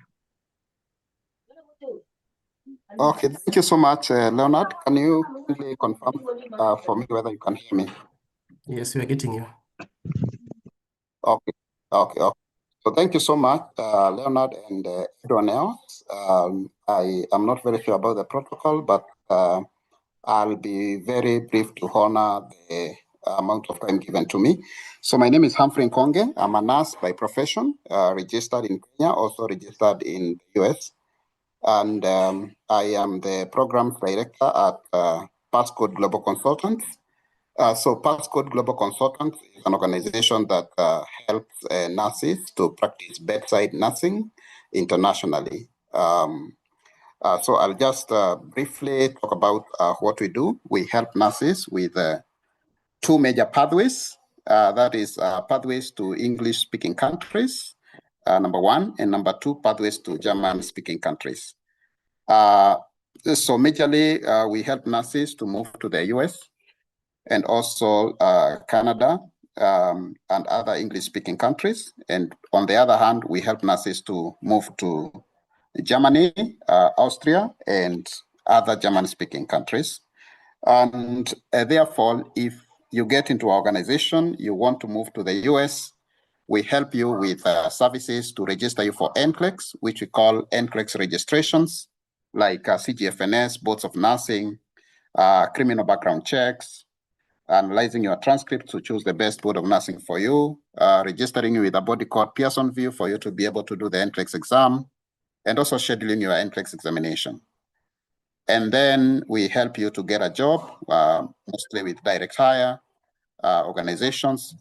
And also we help you with the English exam, that is IELTS or PTE or TOEFL or whatever your employer chooses for you. And we also hold your hand with the immigration process. Now for the German pathway, we help you with the German language. That is to do the language and also to get an employer. And once you get an employer, we help you again with the immigration process. We ensure that you don't hang anywhere as you do the journey. Currently, we are helping nurses, even those who have done NCLEX and those who are not willing to wait while they are in their countries. they want to wait in Germany for the US process. And for those who are starting with the German processes, we help them to do the US process while they are in Germany or any other country that they choose to go to.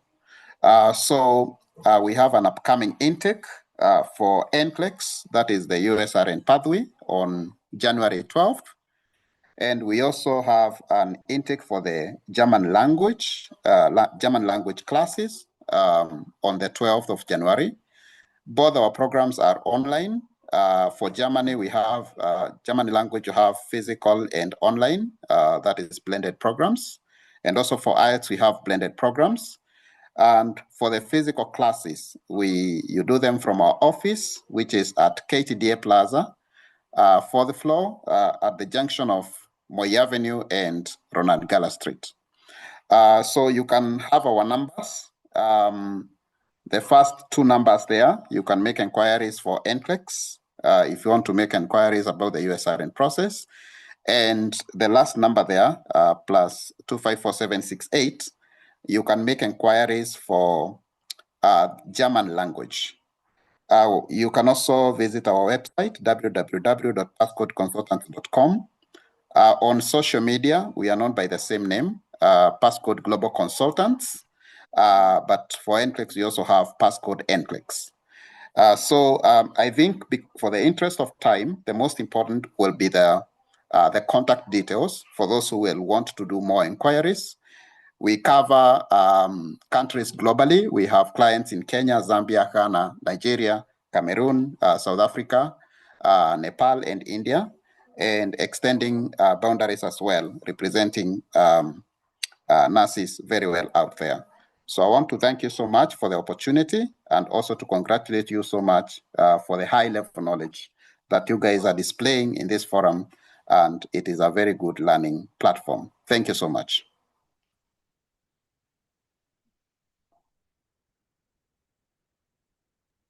Thank you so much. You can leave your contact at the chat box, and everyone who is interested can look for you. We appreciate your support. We appreciate your being here with us. Thank you once again. Now, we are back on the questions, and I will let in Jeftas to continue with question number 4.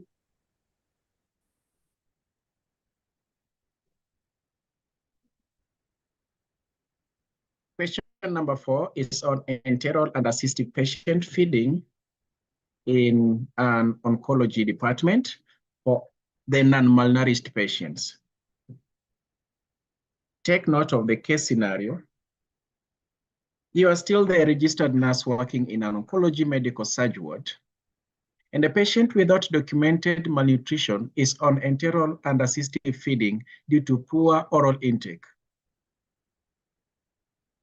Feeding methods include oral assistive feeding, nasogastric tube feeding, percutaneous endoscopic gastroscopy tube feeding, and jejunostomy feeding. I repeat, you are a nurse working in an oncology med-surg ward.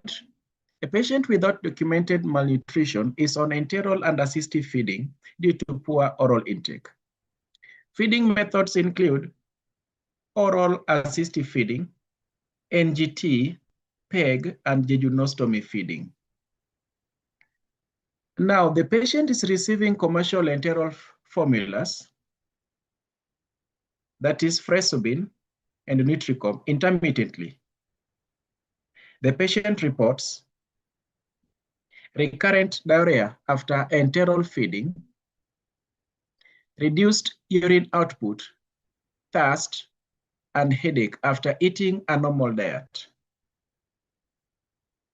And also, the patient complains of epigastric pain, nausea, and vomiting after meals consisting of mashed Irish potato, mashed vegetable, and milk tea. I repeat, the patient is receiving the commercial enteral formulas, e.g. Fresobin and Nutricom, intermittently. The patient reports recurrent diarrhea after enteral feeding, reduced urine output, thirst, and headache after eating a normal diet, epigastric pain, nausea and vomiting after meals consisting of mashed Irish potato, mashed vegetables, and milk tea. There you are, Group A. Confirm your presence. Group A, say yes. Yes. Yes. So how long can an NG T safely remain in situ? How long can an NGT safely remain in situ?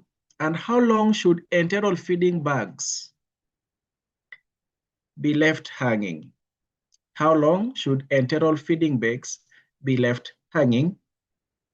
Third question, when and why is warm water flushing recommended? I repeat, how long can an NGT safely remain in situ?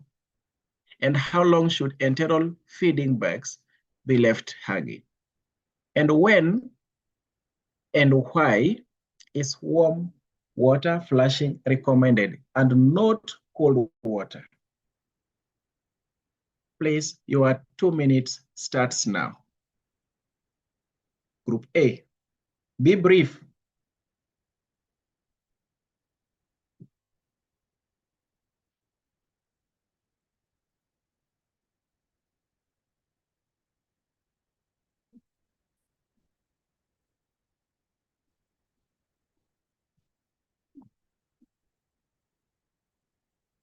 Group A,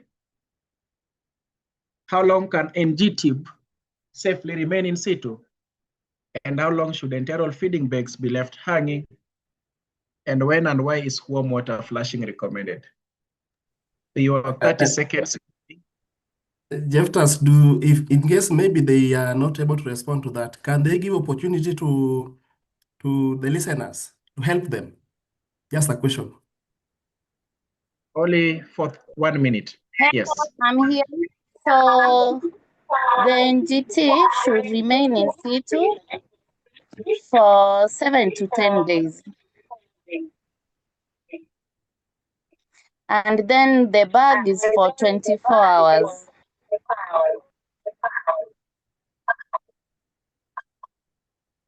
Kindly repeat the last question, please. The third one. The last question is when and why is warm water flushing recommended and not cold water? So before feeding and after feeding. Okay. Because the cold water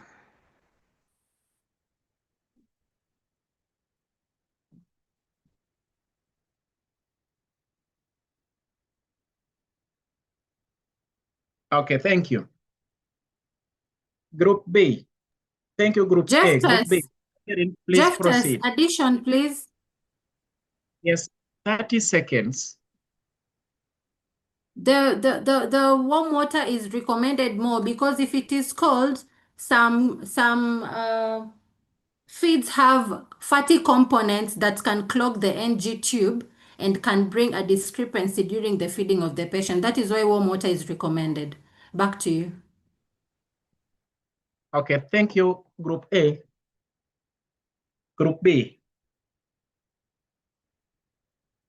Catherine?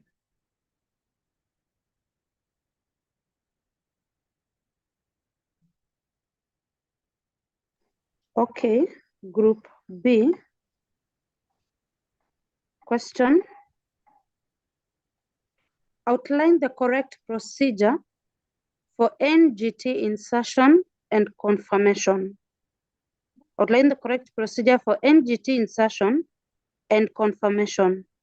Question 2. Describe nursing actions to unblock a feeding tube safely. Describe nursing actions to unblock a feeding tube safely. Your 2 minutes begins now.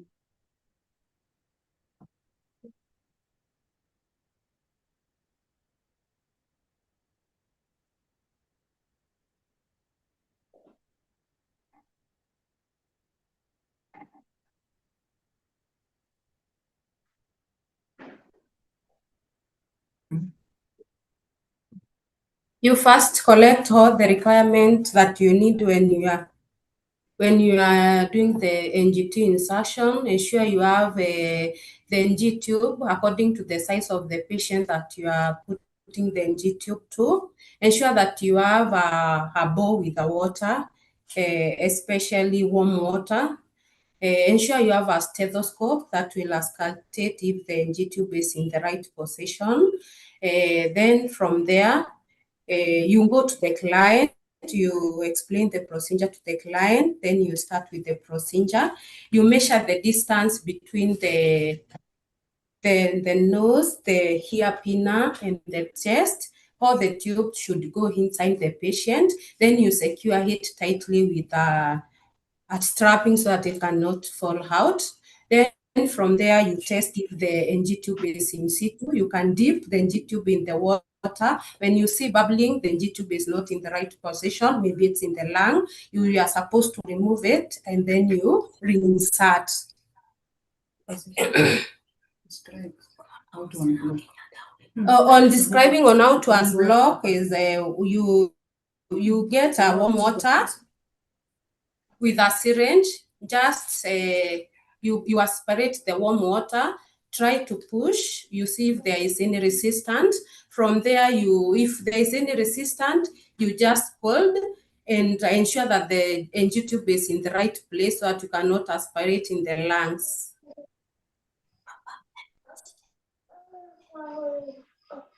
Okay, how do you confirm the correct position of the NG? Back to you can do an X-ray or you auscultate by use of the stethoscope. Okay. And also dipping in the water. If you see bubbles, meaning that the NG tube is not in the right position. Okay, thank you. Group C, thank you. This is team the Nairobi Hospital.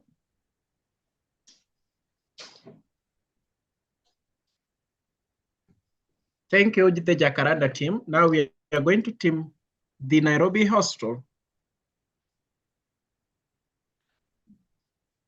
Describe the correct positioning of the patient during NGT feeding and during oral assistive feeding.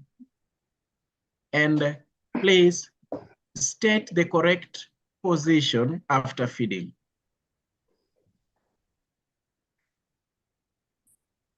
I repeat, describe correct patient positioning during NGT feeding, oral assistive feeding, and state the correct position after feeding.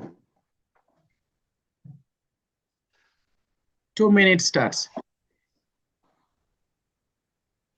Okay, during feeding, we have to ensure that our patient is upright to avoid choking and aspirating. So most probably we will have our patient in a sitting up position or in a propped up position during feeding.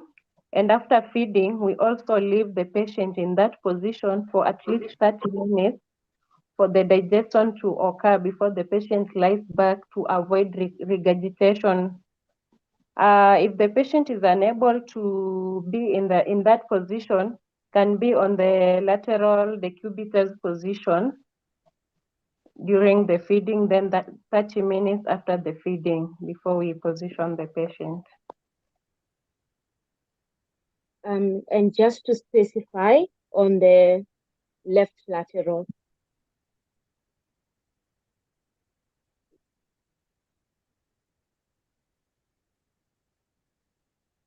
Thank you.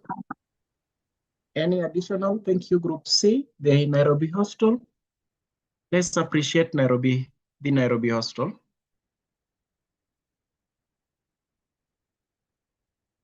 Thank you.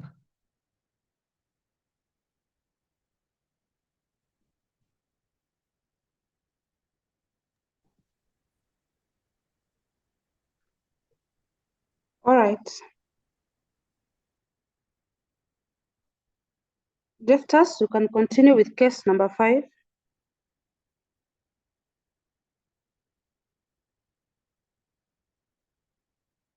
Our case number 5 will come from the nursing process and patient classification system. This is the main reason why we are here.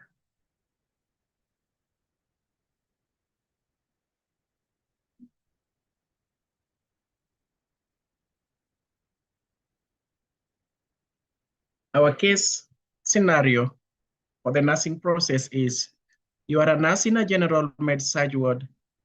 A 52-year-old male patient is admitted with shortness of breath, productive cough with purulent sputum, and a fever of 38.9. You are a nurse in the general med-surg ward.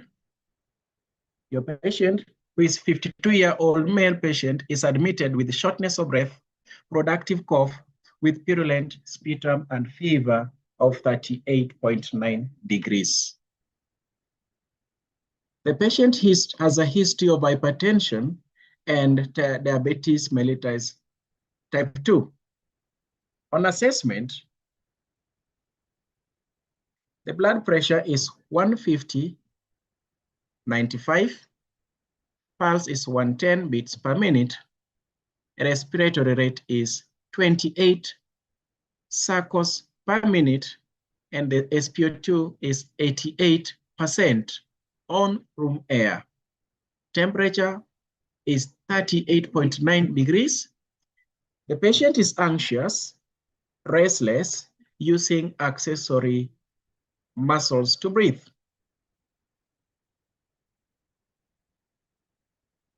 Using Kenyan model of patient classification system of ABC, classify this patient. This is group A. Using the Kenyan model of patient classification system of ABC, classify this patient, and also using the universal or international model of ABC, classify the same patient.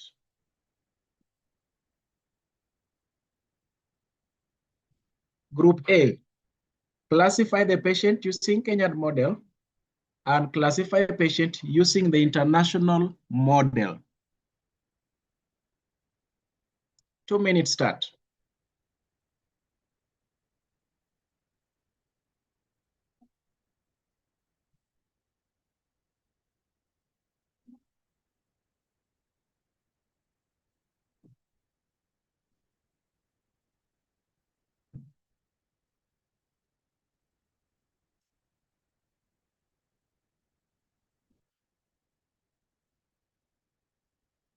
Kenech School of Nursing. Are we there? Yes, we are. Yes, we are. Please proceed. You have 1 minute remaining.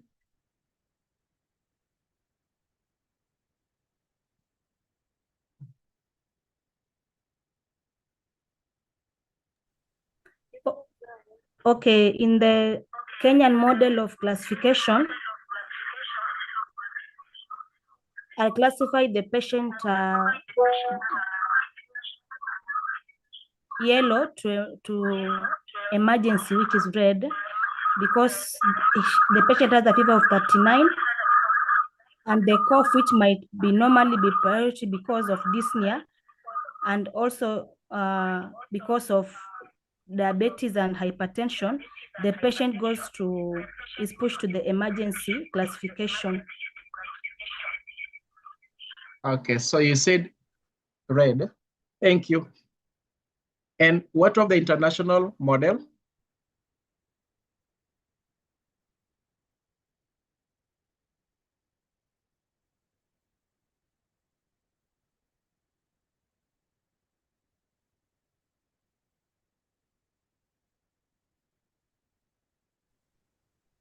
I'm seeing Catherine Nyambura asking herself what is international model of classification. It seems most people don't know.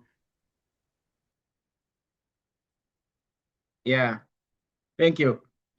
Catherine, please let's go to group 2. Let's appreciate group 1, group A.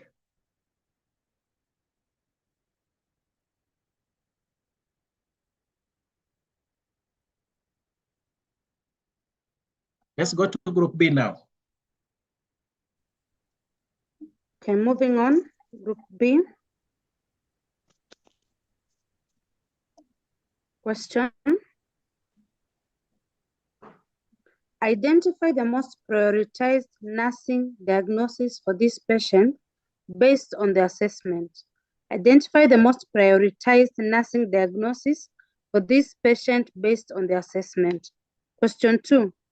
Justify why this diagnosis takes priority over the possible nursing problems.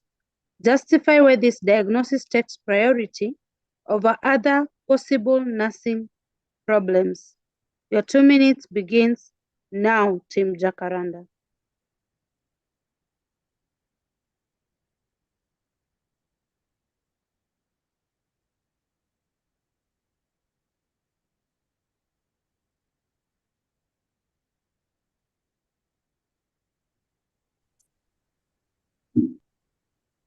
The nursing diagnosis, we have ineffective airway related to productive cough, as evidenced by pleural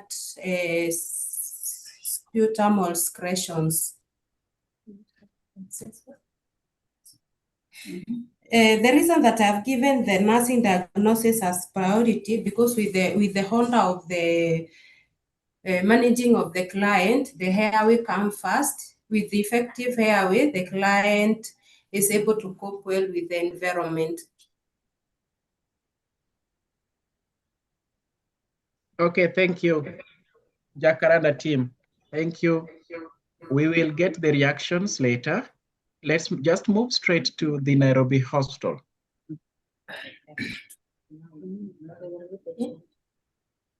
On the same note, the Nairobi Hospital lists at least 3 nursing interventions for the prioritized diagnosis and provide your rationales for each intervention based on the patient assessment. I repeat, list at least 3 nursing interventions for the prioritized diagnosis and provide the rationale for each intervention. Your 2 minutes start. 2 minutes. Thank you for the question. My first prioritization would be positioning. Oh, okay. We've assessed that. First, assessing the patient on because the SpO2s are low. We check on the fingers if they are turning blue, or if they check for any signs of cyanosis. So we first of all position the patient into high Fowler's or semi-Fowler's position, or even in a seated position, so that we are able to clear the airway, and so that the patient is able to breathe well. That would be my first intervention. Maybe Barbara can tell us the second intervention, please. Okay, so we've checked our patient, we have assessed, we've monitored the vital signs, and our SpO2 are low. Maybe, and the air, we have the cough there, so meaning our airway is already impaired. The breathing, the respiratory was 28, which is a way high, so our breathing has an issue. So for the oxygen, maybe we will need to supplement for the patient at least to saturate at least at 90 and above. For the, and also which will deal with the breathing. For the cough, we will also need to clear the chest. We will need to clear the chest and achieve normal breathing. Maybe if we will need to do an ABG to rule out whether the patient is retaining CO2, carbon dioxide or not with our oxygen administration. Then the chest physio, and reassure the patient for this restlessness. Then we continue with the rest of the cares. Okay, thank you very much, the Nairobi Hospital. Because our 2 minutes are not over yet, the blood pressure is also high, 150/95. Based on the patient is hypertensive, we can check if the patient had taken their antihypertensive drug. If not, then we can administer. Okay, thank you. Thank you for the additional points. And also in the room for the fever, okay, we nurse the patient. Ahead. Yes, we nurse the patient lightly covered. If there is a prescription for antipyretic, then we give and then also reassure. Thank you. Okay, thank you very much, team. The Nairobi Hospital, the Kenyatta National Hospital, the School of Nursing, and also Jacaranda Family Hospital. Let me take this opportunity to recognize the presence of our senior nurse, Madam Lucy Ndereba, who is also in the room with us here. She is the Kenya Treasurer for Exacom Kenya. She works at Kenyatta National Hospital International Trauma Center. Feel appreciated and recognized, Madam Ndereba Lucy. So this marks the end of our nursing challenge, and all our responses has been awesome, amazing, competitive, and I hope we have all learned on knowledge, skills, and best practices. And we've also noticed where gaps are. For that reason, I'll take the mics back to Mr. Leonard for the next encounter. Thank you very much, Jeftas, for that session. I thought you also had a question for the listeners. I also wanted to recognize Florence Munoru, who is one of the founders of Let's Talk Nursing, is also with us. Munoru, feel appreciated. So if you have a question or two for the public, please kindly ask. Clinical question. Okay. Thank you. The clinical questions that we have for the public or the listeners, we will only take 3 minutes because time is not on our side. Question 1. How long should a peripheral IV line remain in situ? And how long should IV infusion sets remain in use? Question number 2. Which solutions are used for IV site care, and what clinical nursing tool is used to monitor and assess for the IV sites? That marks the end. I repeat, how long should a peripheral IV cannula remain in situ? And how long should IV infusion sets remain in use? 2, which solutions are used for IV site care? And which clinical nursing tool is used to assess, monitor, and evaluate IV sites?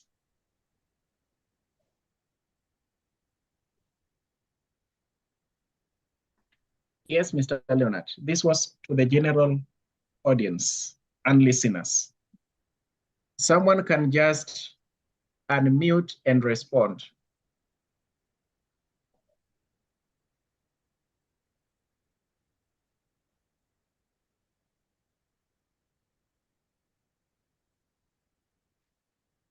Due to time, they can as well respond in the chat box.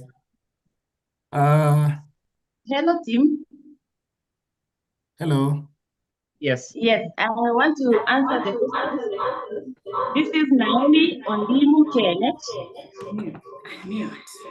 IV peripheral line supposed to stay in situ for 72 hours from the date of insertion, and the giving site supposed to go for 24 hours. Solutions to take care of the insertion site, we can use normal saline. And if normal saline probably you don't have, but the iodine which we have must be diluted 1:1 before you use it to clean the IV insertion site, and as long as there is no open wound next to the line. Thank you. Thank you. Any other response on the same from the general audience? That is KNH. For the infusion, Practice. sorry, Yes, proceed. For the infusion set, it depends with whatever we are infusing. Some are for single use, then we discard. Some go for 24 hours, then some go for 72 hours, depending on whatever we are infusing. Okay. Infusion sets. Oh, great. We are waiting for the clinical nursing tool to be used to assess, monitor, and evaluate the IV sites. For the monitoring tools, like for our case, we have an invasive device chart where we document, like for the cannulas, if there is any sample of blood that has been taken from the cannula, and if anything grew from the sample of the blood, and the date of removal. So we track whether we are following the right procedure, like for those requiring 72 hours so we track with the invasive chart. So will the invasive chart tell you the integrity or the quality of the IV site? Yes, there is a place where we document. Yes. During when we insert the IV, the cannula. So Yes. on our chart, we insert that we inserted this gauge of cannula on this date at a particular site. Yeah. Thank you for the response. Our question is, if you know you've started your invasive charts, okay, how will you know that an IV site require change or has been compromised other than tracing when it was inserted? Okay, during drug administration, before drug administration, and also when we are handing over and taking over the shift, when we assess the patient environment, we assess the patient, we assess even the cannula site, and during drug administration, before we administer, we assess the site, we flush, we assess the dressing to ensure that everything is in order. If there are any signs of inflammation or... Okay, thank you very much. Thank you very much, Mr. Leonard Otieno. Back to you.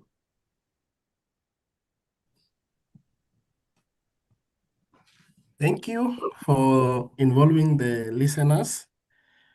Kindly allow us to give a money link staffing some few minutes to also talk to us. Then Dr. Abdi, for Board of Directors Chair, or Board Chair of NCK. So a money link. Thank you so much, Mr. Leonard. I really appreciate the opportunity to be able to engage with all the participants here. All protocols observed, good evening. My name is Maureen Mushiga. I'm the founder and the managing director at Amani Link Staffing. I'm going to share just now what you did already. Okay.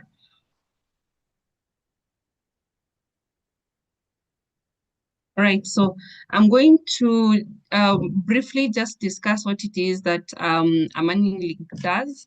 And I'll start by recognizing the reason why Amani Link came into being. So I, as Maureen, have worked for a US recruitment company for about 10 years. Managed to deploy about several hundreds of nurses to the US. And recently, because of the visa issues and also the retrogression that is in effect, I noticed a gap where the nurses wanted to have, you know, like a stepping stone before they can get to actualize the American dream. And that meant, you know, like finding opportunities in other areas. And that's why Amani Link came into fruition, because we were able, or rather we are now able to connect nurses to Gulf countries and also in the European market. So Amani Link is a licensed recruitment company that is majorly recruiting healthcare professionals. We are located at Seattle Mall along Kiambu Road. And when I talk about being a licensed recruitment company, we are licensed by the Ministry of Labor through the National Employment Authority. So our main market, as I've mentioned, is the Gulf. And when I talk about the Gulf, is the Saudi Arabia country and also in Qatar. We're also pursuing opportunities in Kuwait. In Saudi Arabia, we've been able to staff in some of the major hospitals. This will be hospitals like King Abdulaziz Hospital, which is one of the most premier hospitals in Saudi Arabia. We've also been able to staff in Al Salama, which also is another premier hospital in Saudi Arabia. We have opportunities for nurses in Qatar as well, mostly for home care nursing. This is where they are able to take care of so this is usually a government program where the nurses are now able to take care of people who need nursing services while they are home-based. So some of the reasons why, again, we look into staffing people in the Gulf is because, first of all, it's a change of environment. You're able to advance your nursing skills because you're now able to learn from other markets and how they are able to do that. Again, as I've said, it's a stepping stone for somebody who's looking into going to Germany, if he's looking into going to the US. This is a great opportunity because most of the work visa is valid for 2 years. This is a great opportunity for you as you wait to go to the other side to probably be practicing your German language there, or rather as you wait for your processing or your visa issuance to the US, you can be working there while you're earning great benefits. And also, as I've said, advancing your nursing skills. So what Amani Link does is, of course, placement services to these opportunities out there. We also do credential verification. We also do licensing support, and also we help you sit for the licensing exams for the other markets. So currently we have vacancies, as I've said. Amani Link is majorly recruiting for healthcare positions. So we have positions in Qatar at the moment. We also have positions for EMTs, that is in UAE, specifically in Abu Dhabi. And just to briefly mention about the benefits, what one can be able to make in some of these opportunities is, for example, nurses, you can make up to from 160,000 per month to 440,000 per month. So these are from experiences and also from places that we've been able to serve these nurses. For the EMTs, I know you are all in the medical field, so you probably are able to interact with the EMTs or the paramedics. We have opportunities, as I've said, in the UAE where they're able to make more than 360,000 per month with overtime included.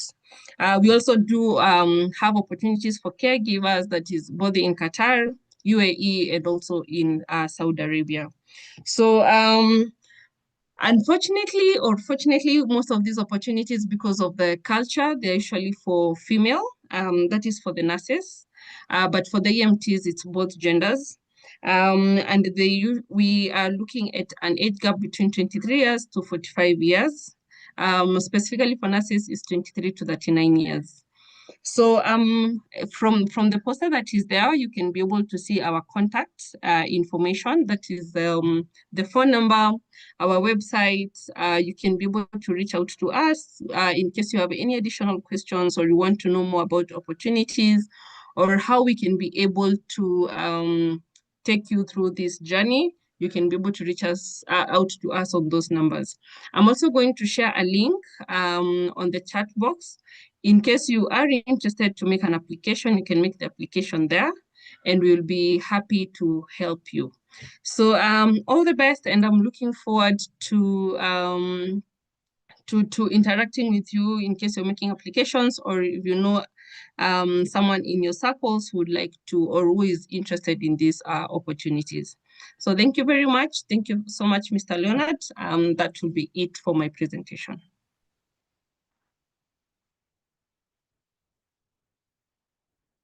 All right, thank you.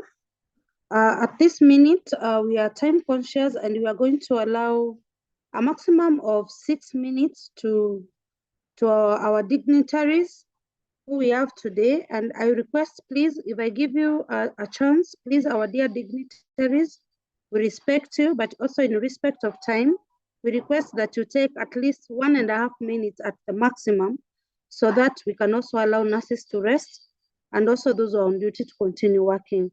Now, I welcome Lillian Ogutu, the CNO Kendu Bay. Please have your 1.5, please.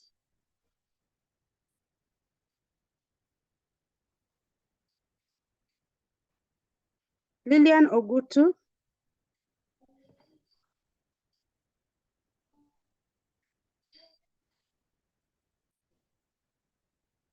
She's still with us, or she left the room? Okay, I will be let know. I will invite Vincent Kilu, the head of Nursing Services, Machakos County Referral Hospital. Please have your 1.5 minutes.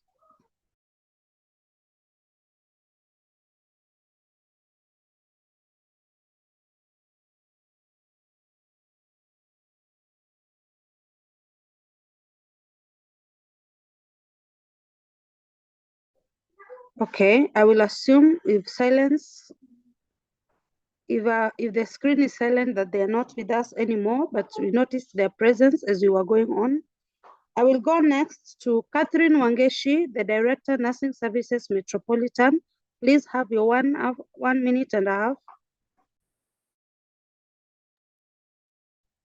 Greetings to all nurses, all protocols observed. I want to appreciate this forum. Thank you for according me this 1.5 minutes to greet you all, to appreciate this forum. A lot of learning has taken place and I am well appraised.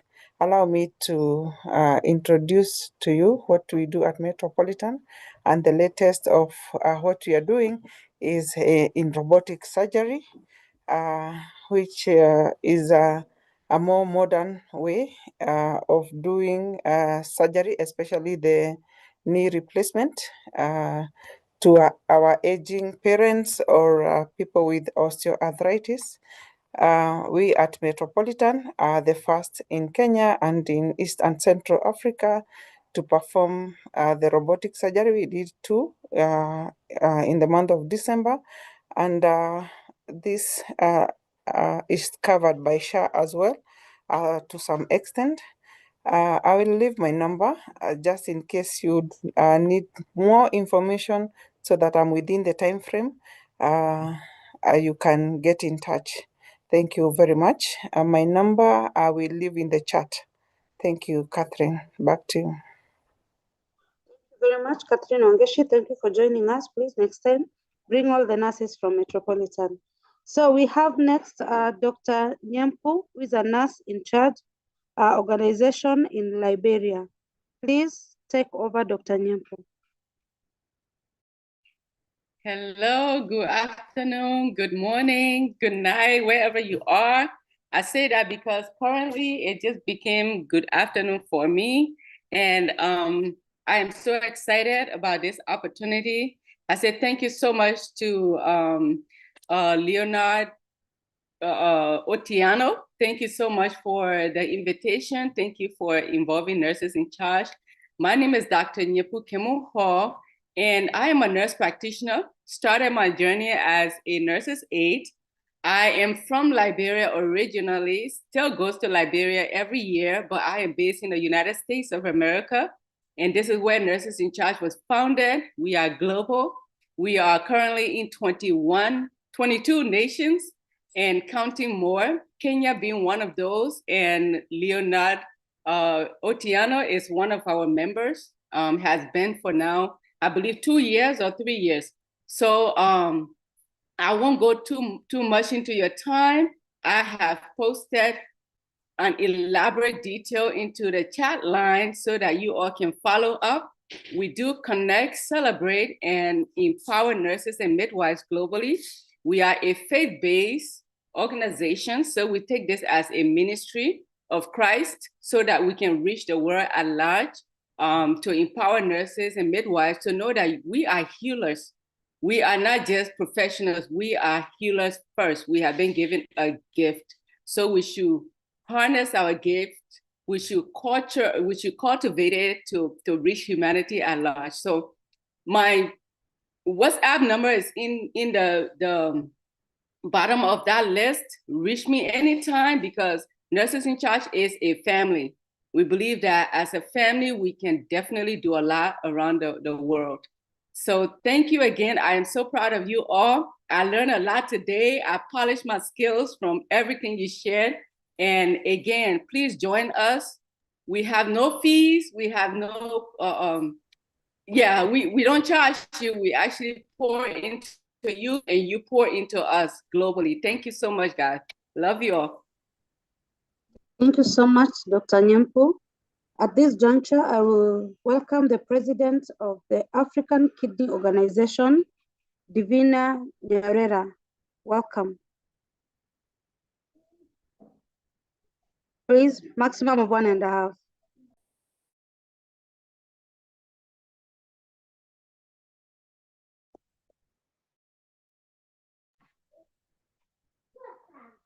Hello, you can hear me? Yes, we can hear you. Yes. Good evening, good afternoon, good morning, wherever you are. I must say that it has been a very well spent evening. I'm excited to be in your midst. I have learned quite a lot. And I want to thank Leonard and the group for the wonderful sessions. And I think this is where nursing should be. And this is our journey is ahead is quite bright. I want to also invite you to our nephrology forum. I come from Nephrology Nursing Forum, and we have an African forum. And we do basic things like giving back to the community in terms of screening and health education for CKD. And we decided that to be our agenda as nephrology nurses, giving back to the community by ensuring that we can impact knowledge, impact skills, and also give health education to the communities. So we have a meeting in Egypt next year, that is the month of June. And I want to invite all of you. It's a place to be, and it will be a memorable time. Otherwise, thank you so much. I have learned quite a lot. I was listening all through. I was on the road, but I have learned a lot from the questions you were asking, from the way people were answering. I think it is wonderful. Thank you so much. Count me in all your meetings. Thank you so much. That's a good assurance. Now, I want to give an opportunity to a representative of the panelists from each group. So amongst yourself, please choose one person to react to the experience, to give their comments, to tell us how it was, and also take the minimum time possible, at least 1.5 minutes if you go far. And we will continue interacting in the Let's Talk Nursing WhatsApp for further inputs and to see how we can improve this in the future. But for now, a reaction from each panelist. I will not be going through the ABC order. I will ask Tip Jacaranda, since you are the ones on my screen. You go first. Tip Jacaranda, let's have a reaction, or just one representative.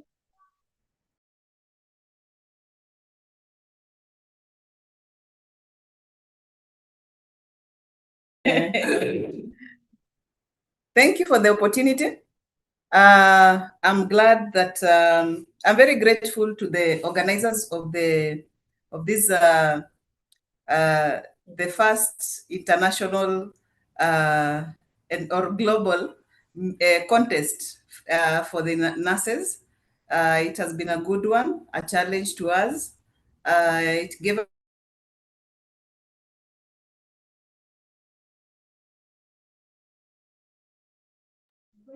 Am I the only one who has lost her? She has just disappeared, but we hope she'll be back.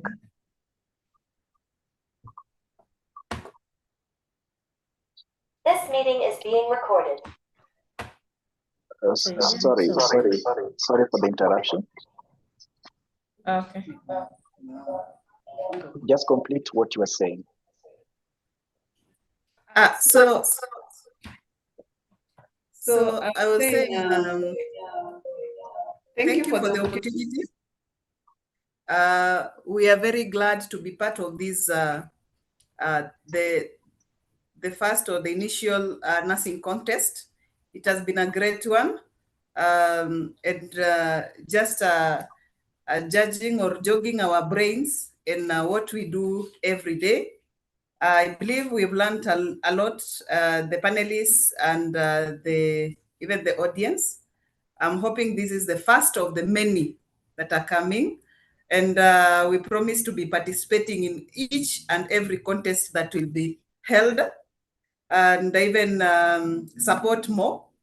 So I'm grateful, very grateful to Otieno and the team for organizing this event. It has been very successful, and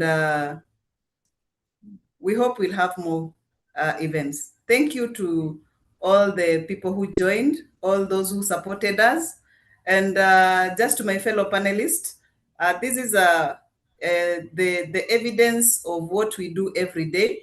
So whether you win, you become the first one, or you are the last one, just know that it was a competition. All of us answered the questions well, and all of us are winners, irrespective of the whichever category that you will emerge in.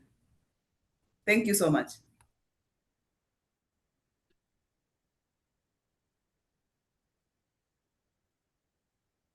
Back to you. There's some feedback. As you respond to, as we continue to give our remarks, please go through the feedback form and give us your feedback. Then just submit once you've filled the spaces.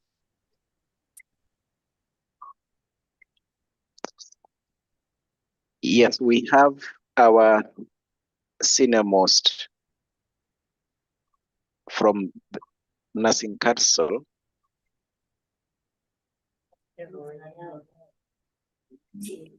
Mr. the CEO, board, the chair of for the board at NCK. We have Mr. I forgot his name. Dr. Abdi Leonard, Malim. Dr. Abdi, yes, Dr. Abdi Malim. Please, we have your space for 2 to 3 minutes. Please go ahead if you are listening. Good evening, colleagues. Good evening, sir. Can you hear me well? Yes, yes, we can hear you. We can. Yeah, thank you so much, colleagues. Sorry, it has been a long time and many people have left. I know nurses are usually very busy people. Allow me first and foremost to appreciate the organizers and particularly my brother, Mr. Leonard Otieno, Leonard and your team. We are sincerely grateful. And for me, I find Leonard as a gift to the nursing profession. He's a very young man, but has a talent which we really need to develop and maximize. And I'm very, very envious of the institution where he is. And I hope your employers will take, and I'm already seeing that they have already recognized your wonderful work. We sincerely say thank you for such organization, because this does not only improve the profession, but it also creates jobs, because I've seen how many organizations have announced what they do, and that's where we're looking for. I also want to sincerely appreciate the participants or the competitors who are very, very well prepared. We are proud of you, and we really, you're showcasing the real work you do day and night.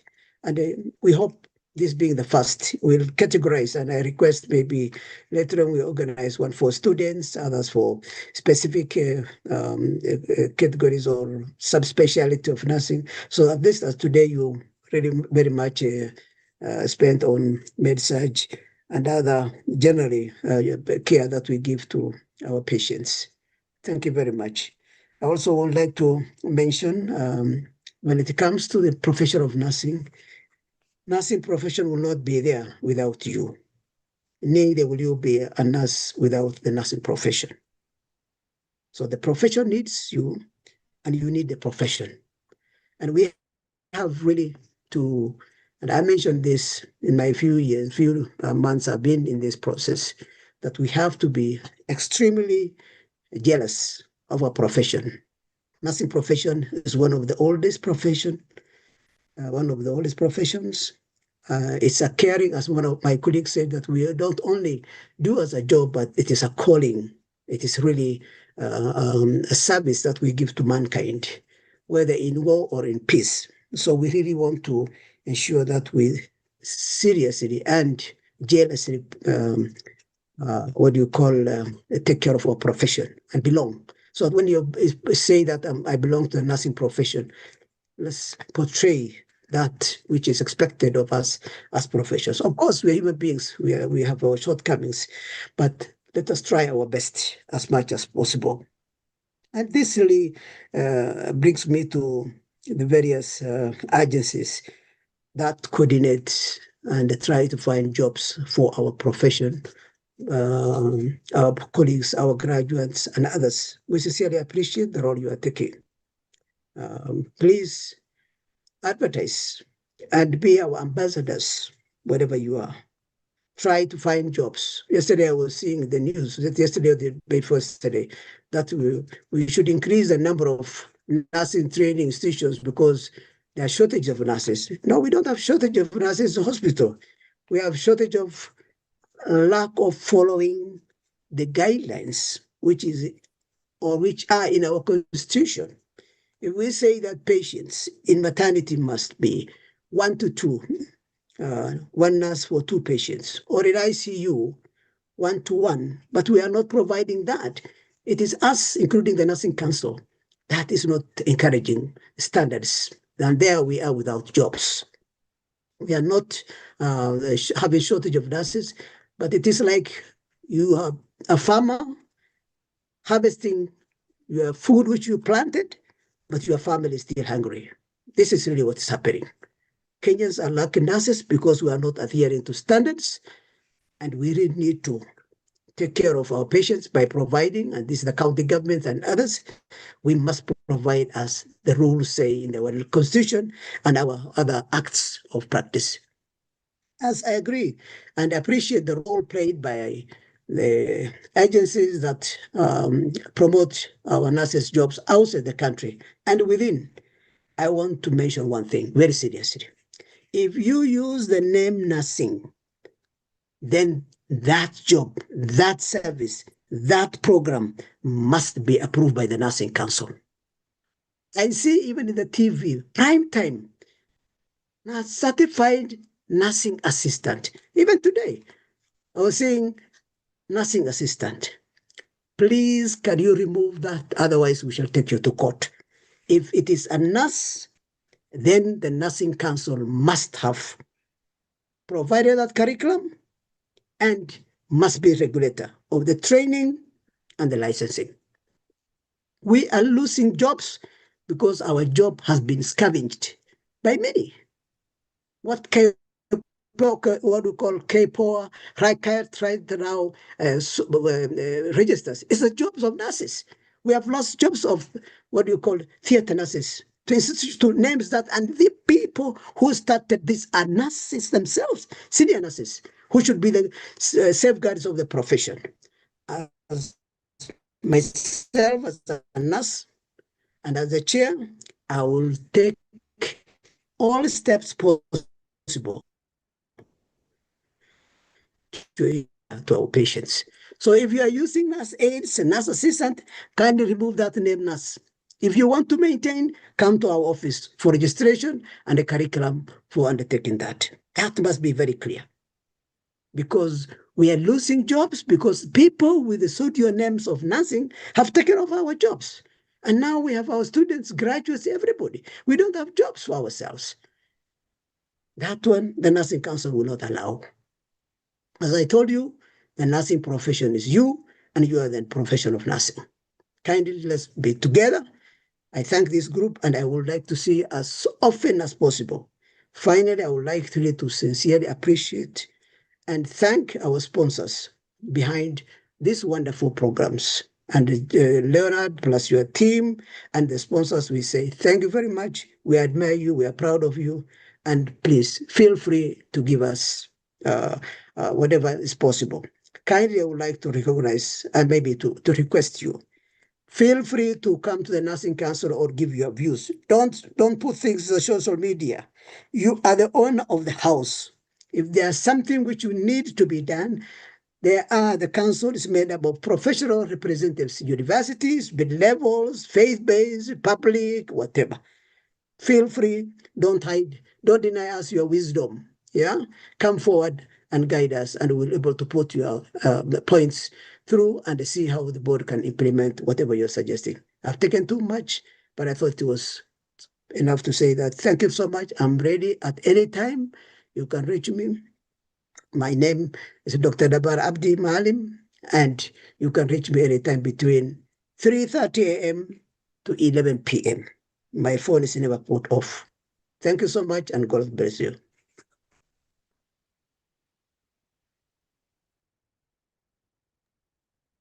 Thank you very much, Board Chair. To the listeners, just to remind you again, Dr. Abdi is also the Dean of, Dean of Director School of Nursing in Uma University. Yeah, I think so. We also have some members who are very active. For the participants, you can now remove your videos. I see you are very active still. We have Alima Abdi. Thank you very much. We didn't give you time, but feel recognized. We have Frida Nyamu. He is my supervisor at Kenyatta University Teaching, Research and Referral Hospital, head of CPE. Then we have Bridget Mungatia, who is very active member of Let's Talk Nursing. Kindly feel appreciated.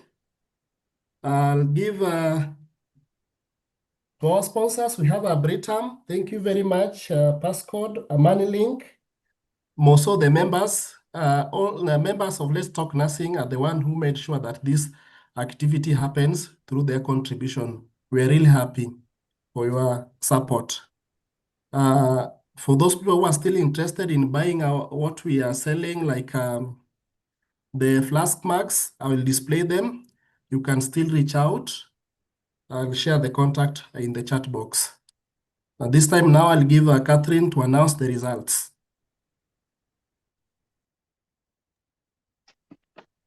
Okay, once again, it's my great honor to have been part of this.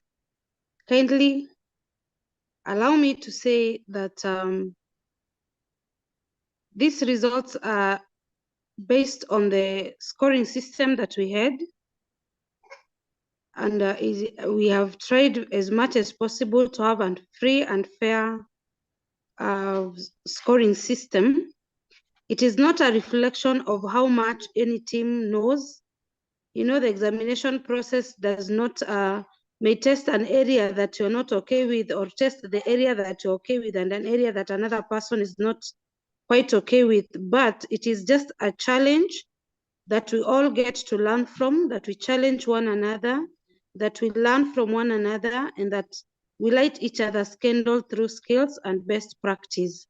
So I know we may, because of time, we will not be able to share the answers right now, but they will be shared through the team leaders. And also, I think Leonard maybe could consider also sharing in the Let's Talk Nursing group, because we know everyone was following and they were not part of our team. So those answers we will meet them there. You get to interact with them. You get the rationales and everything that we used to get this scoring system. And now, ladies and gentlemen, allow me to give you the results of our challenge today as we celebrate all the panelists, because they did exceptionally well. So in number 3, we have KNH School of Nursing that did quite well. And out of 40 marks, they got 25. Congratulations, KNH School of Nursing. You did well, and we know that you will do even better next time. Number 2, we have Jacaranda Maternity Hospital with 27 out of 40 marks. Congratulations, Jacaranda. You did quite well. We celebrate you, and we know that next time you'll do even better. And to our winners of the challenge, the number 1, the Nairobi Hospital. Congratulations, our winners. We celebrate you. You are number 1 with 30 out of 40. Feel appreciated, feel celebrated. Today you took this home. You are the winners of the day. Back to you, Leonard. Thank you very much for having me do this. Thank you very much for all the panelists. Just to alert you that we are all winners. Even those people who didn't participate, next time you are much welcome. We are going to award everyone who participated, the panelists, with the marks that I displayed. The 12 panelists will be awarded. Then the winners from the Nairobi Hospital will get an addition of a t-shirt branded Let's Talk Nursing. We'll send this in January. We'll send this in January because right now the shops are a bit busy or they have closed. To our honorable moderators, we really thank you very much for taking this forward. We really appreciate for the support that you have given Let's Talk Nursing. For the information that we have shared, the questions that we shared, or the questionnaires that were shared, we'll correct on where mistakes that we did and make it better next time. To the panelists, we also have some awards for you that will be sent to you in January. To our supporters, we really appreciate your contribution towards this, and we also ask for more support next time. If you have someone who can be maybe join us and support an activity, you are much welcome. To the hospitals, we are soon starting physical CMEs. if you are interested, maybe you can invite us. We have a very good team that can come to your facility for physical CMEs, especially the ones that are dealing with the nursing. We said some time back that 2026 we'll do a lot of mental health to nurses, which is still with us, and it is in our to-do list. For all who are attended, thank you very much for taking your time to listen to us. And now it is time to end this session. If you have a question, you can still share in the chat box, or you can also send us a message. My number is 0713 530 966. And if you don't get me in a call, just WhatsApp.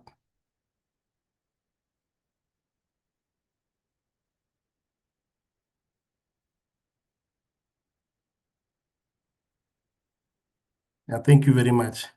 Someone is asking the moderators. Moderators, we have Jefta Soluero from Kenyatta National Hospital, who is also admin of Let's Talk Nursing.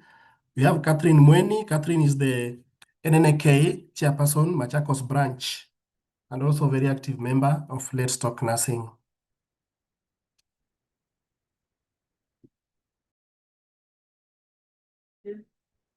Yes, we will share all the questions and answers accordingly in our main group of Let's Talk Nursing.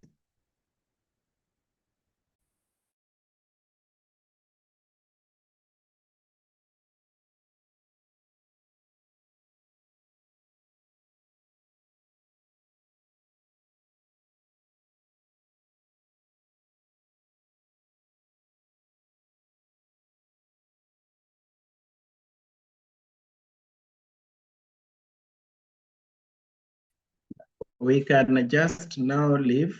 I can see Mr. Leonard. Please allow us to leave if. Yes, please. You can leave at your own time. Thank you. Thank you. Thank you very much, Leonard and your team. Thank you. We sincerely appreciate you.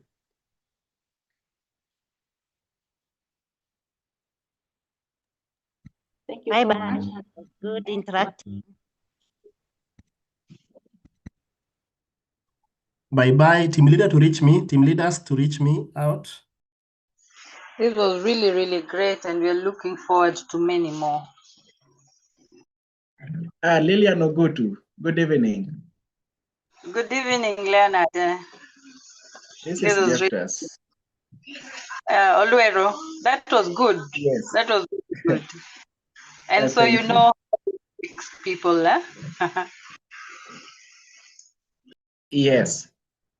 We appreciate your presence, even though we didn't recognize you. You did. Oh, thank you. Thank you so much, and I'm so excited to have you have this session. Thank you. Leonard, group link, please. This is what we need.